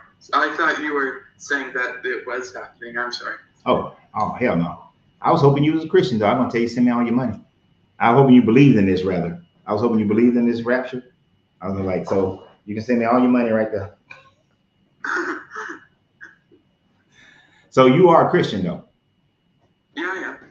So is there a rapture? Do you believe in a rapture at all? Yep, the book of Revelation explains what the end times would look like. Well, from the book of Revelation's point of view, there is really not a rapture. There is just at the end of all the plagues and the Antichrist and all that stuff happens, then there's just judgment, and that could be considered a rapture, since the graves will give up its dead, the seas will give up its dead, and then whoever's still alive will go to this white throne of judgment. That's as close to a rapture that you get, according to Revelation. But the people who, Darby, when he came up with this whole idea, he pulled it from like Matthew and Thessalonica and Mark is where he pulled the idea of a pre-tribulation rapture from. So for you, would you agree that Revelations is talking about the judgment day? Yeah, okay. Yeah, I do believe that. Yeah. All right. And so what makes you believe in Christianity? Well, I was born and raised Christian, and it like I've looked into atheism, evolution, and all that. Just never made sense to me. Never makes sense to me still. And so, but Christianity there's multiple does. other reasons, but yeah, those are the main reasons. So why not Hinduism or Buddhism or Islam? Because there's no other religion that I know of where the main character died and risen from the dead, and multiple, like thousands, tens of thousands of their followers died a brutal death. Okay. Because of that religion. All right. So so tens of thousands of people did die for other religions, for their belief in other religions. So if that's a qualifier, then there are other people who have the same qualification in that one. In Hinduism, Krishna dies and is resurrected, and there are tens of thousands of people who died for their belief in Krishna. So that religion would qualify in the same way. Well, here's another thing, though. The Bible is the most historically documented. Like Jesus' life, it's the most historically documented, and there's not a single archaeological artifact that's been found that contradicts the Bible.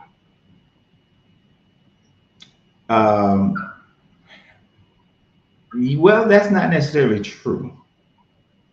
So according to the Bible, Mesha sacrificed his son in order to defeat the Israelites. But according to the Mesha Stela, Mesha simply prayed to his god Shamash and then defeated the Israelites, and then took the animals from the Israelites and sacrificed those animals to Shamash. So you have literature as far as the Bible, but you have which is still literature, but an archaeological stone from Mesha, which haven't been changed, that contradicts the Bible. You also have tablets written by Sennacherib that shows that 180,000 of his troops didn't die because an angel killed them, but that he pulled his troops out from the siege of Jerusalem because Hezekiah paid him a tribute. So that contradicts your Bible as well as an archaeological find. That's just two. Yeah. Well, I can keep going.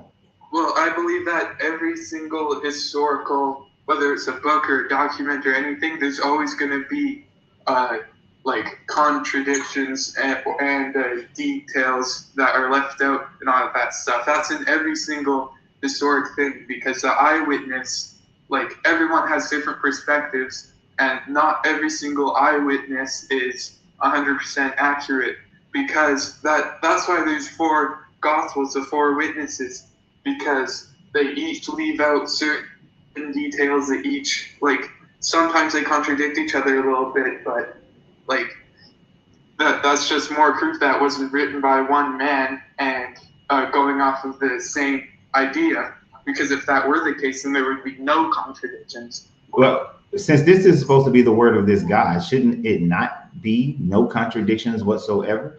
Because if you have different eyewitnesses, so-called eyewitnesses, and mind you, none of the people who wrote the Gospels were eyewitnesses. But if you have eyewitnesses and you want a claim to be made true, then should they not all be the same instead of them having contradictions? And then there are certain events that all of them should have recorded that they didn't all record. Like Jesus walking on water. They were all in the boat, but only one person records this. That seems odd. Yeah, that is true, but it's like, it's kind of hard to document something that happened to you, especially a story as long as those are, that happened, say, 15, 20 years ago. Like, at that time, like, if you have 4 people and you all went to this event, and then like 15 10, 15 years later, you all write about it, like, you're going to have some contradicting details, and also details that some of you have added and some of you have not added. So if you're adding details and contradicting details, then how do we know any of the stories are true?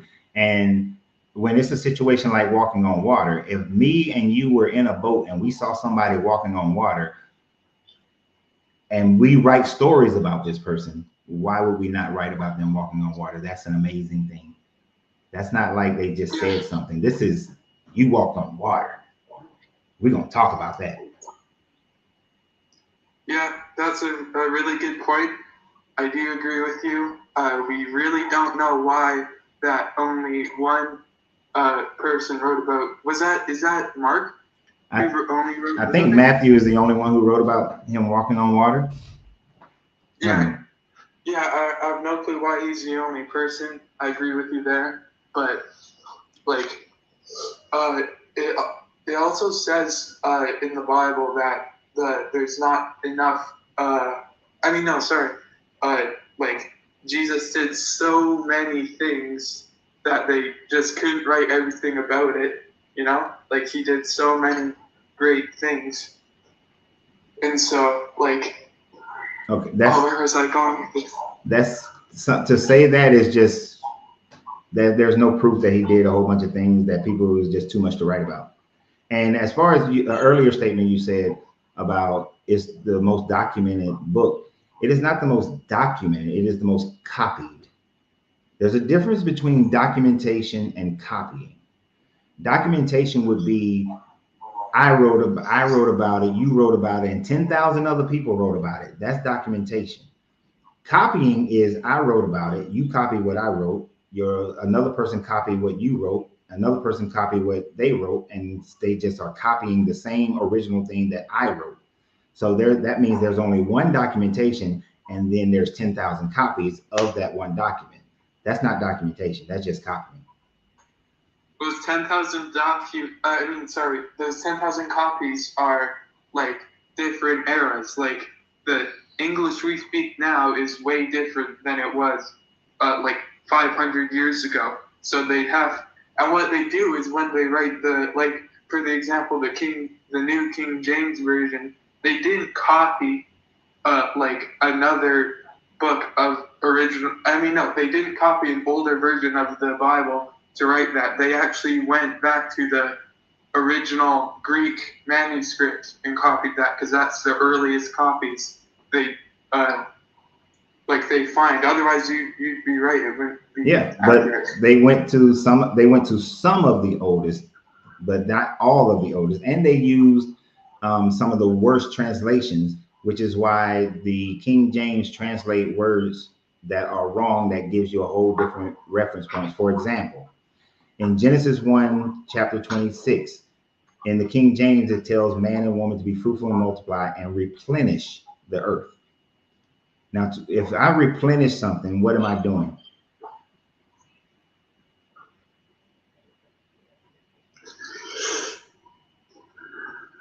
What am I doing if I replenish something?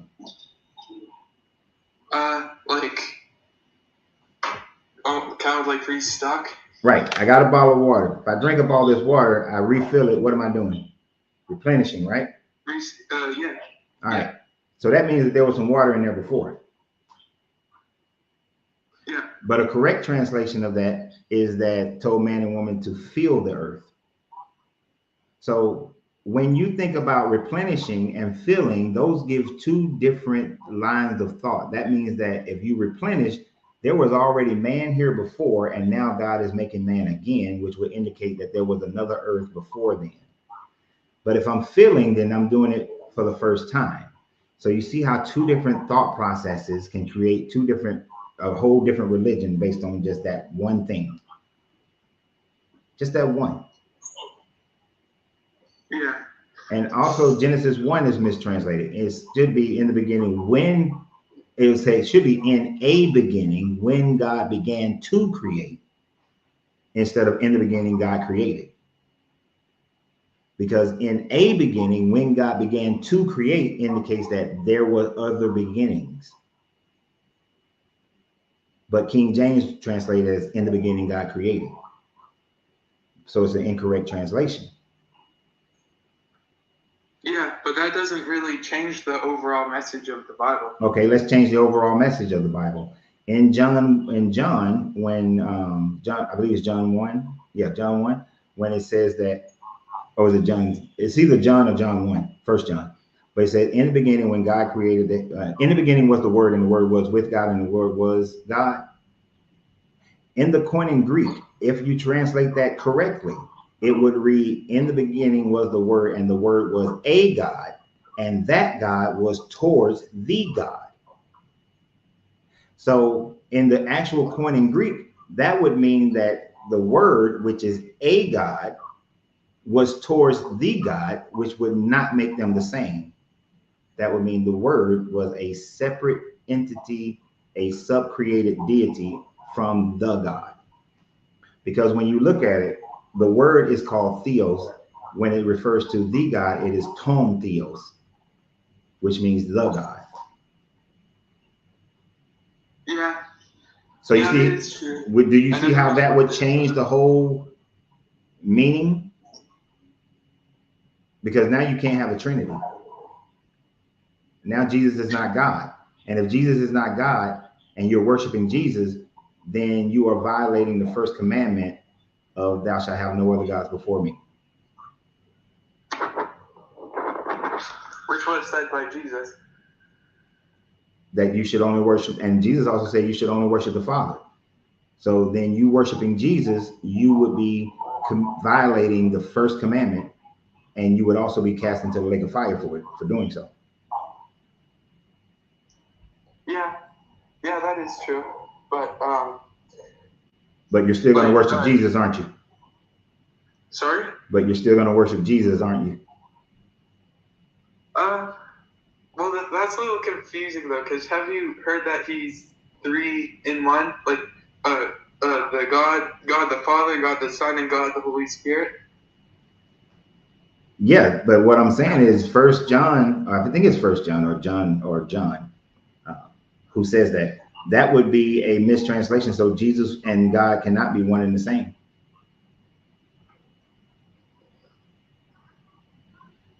Right? That's a good point. Yeah, I'll look into that. And since Jesus constantly says worship the Father alone, when Jesus said that I am in the Father, I and the Father are one, a few verses later, he tells his disciples that you and I are one. Me and you guys are one as well. And the same language is used there. So would that mean that the disciples were also one with God in this Trinitarian mindset, or just one with God in thought process?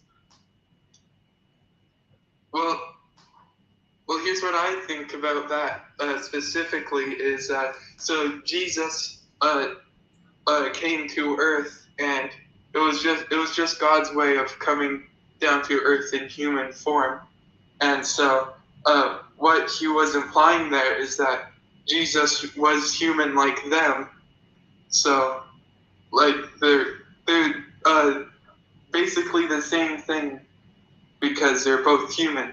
Do you know what I mean? But I understand what you're trying to say, yes, but you're still missing the point that if Jesus and God are one, and then he says that him and the disciples are one, would they not all then be one? Yeah, whether in a human body or not, they would all still be one. Yeah, that's a good point. And I'll look into that. And I'm gonna give you another one to look into. Yeah. Well, I have to go. Oh, okay. At 1 o'clock. No, it's not because I'm losing. I know that he just got me there, but I can respect the fact that you said that. Yeah, lots of Christians, they don't admit that they're wrong. They just try to answer and all that stuff. That drives me nuts. Yeah. Because we're all painted with the same brush, and now people aren't. They kind of also psycho as well. But let me give you one more before you go. One more. He's talking about this whole rapture thing, right? Jesus says that he says in Matthew that the angels in heaven don't know the time, day, or hour. nor does the Son of Man know the time, day, and hour. If Jesus and God are one, then they are omniscient, right? They know everything. So how could Jesus not know if he and God are one? Yeah. Because then he wouldn't be omniscient if he doesn't know something. Just like when he was on the cross and he asked God, why have you forsaken me? How can he be separate from God? God has to always be one. So, yeah, that's a good point. Yeah. But I know you got to go, but I appreciate you coming up. Yeah, I just had one last question. Like, sure. What are reliable sources for the information that you get? As far as, so one, I would get rid of the King James Bible. It's a terrible translation. I wouldn't use the Strong's Concordance. I would use the Oxford Library. But I usually, at this time frame of my life, I go to Google Scholar or Academia EDU, and I read PhD papers on the subject matter. So like whatever subject you want to talk about, I read a PhD paper on that. So like, let's say you ask the question, did the Exodus ever happen, or is there evidence that the Exodus ever happened? You will be able to find a PhD papers for and against the argument. And then you can compare, because they're going to give you references, and then you can go and compare those references to the different aspects in the Bible, as well as archaeology and other forms of history that determines whether or not something happened or not. Okay, thank you. I'll drop you a follow. All right, appreciate that. Thank you. All right, if you're live next, I might pop up. All right, yep. I go live every Monday through Friday from 12 noon until I get tired or hungry, like I am right now. All right, see you later. All right, see you later. Thanks, McDoom. Okay. All right. Exactly, Radiant. One of the fair ones. Young man just has curiosity. He'll be on our team before long. Oh man, it is 3:00 Central time zones. And that only gives me 2.5 hours before my wife gets home to eat and make my videos. So, it's been 3 hours and 47 minutes we're on this live. Yes, he was very honest, and I can appreciate that. That's why I am only an asshole to those who are deserve to be one. So that's a good guess. So I want to remind everybody that, hey man, y'all need to get your room reservations we're having our meetup here in October 31st through November 2nd. I need 7 more reservations. 7. Bro, man, from the 5th floor. I need 7 more reservations so that I don't have to pay nothing out of my pocket. All right. So as far as, then I just have rooms, and then I'll be trying to sell y'all those rooms. But I need 7 more reservations in order for us to maintain the discount. And when you come here from San Antonio for our meetup, we are meeting up here in San Antonio October 31st through November 2nd. We're going to have a great time. I look forward to the conversations. We're going to talk about business and money, and we're going to talk about, deconstructing and the whole deal. Every place that we meet up at is going to be free. The hotel provides free breakfast and free supper. So it's a great opportunity. And where is she on here? I don't know. Is Sherry still on here? Sherry, we found a great Latin rooftop bar to go to. Found a great Latin rooftop bar to go to. Either Friday night or Saturday night, whichever night people want to go and do a little salsa. Me and my wife was up there. Was that Saturday? Yeah, Saturday. We salsa so much that my back was hurting the next morning. So found a good rooftop bar, Latin bar to go salsa at. Met the owner. Good little spot.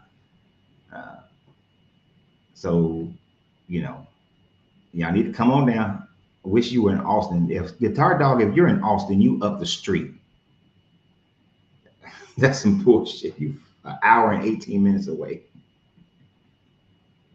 If you're up in Austin, which Austin is a great city, y'all. I ain't gonna lie to y'all. If me and my wife when we were doing our cross-country motorcycle ride, if we had went to Austin, we probably would have went to Austin before San Antonio. Not that San Antonio's bad. San Antonio is great, but I like Austin. I like Austin. Don't be surprised in 2-3 years we move to Austin as our home base. From there, we do all our traveling from. So anyway, so I appreciate you guys for being on the show today. Continue to share and like all the videos. Thank everybody who supports the channel. The super chats that was given today, I greatly appreciate those. Those who donate through Cash App, thank you very much. Those who are members and subscription holders, thank you very, very much. Those who give gifts on TikTok, thank you very, very much. Yeah, the roadways suck up there, but they make it work. That damn Lake Travis is great. It's great. So, especially Hippie Hollow. I like Hippie Hollow. If you know, you know. So, what was I about to say? I don't know what I was about to say, but I will see y'all. Share the videos. Appreciate everybody. If you're on TikTok, go to @CoachRens33. Click on one of the recent lives, and you will see the link in the description for the room to reserve your room. All right. So see y'all tomorrow, 12 noon Eastern Standard Time. And y'all have a great day. And always remember, you have to free yourself to be yourself, because your greatness is non-negotiable. Good journey, good vibrations. And yes, I like Thinker as well. She has great videos, because she has horrible guests. Because them jokers she cussed them out today, this morning at least.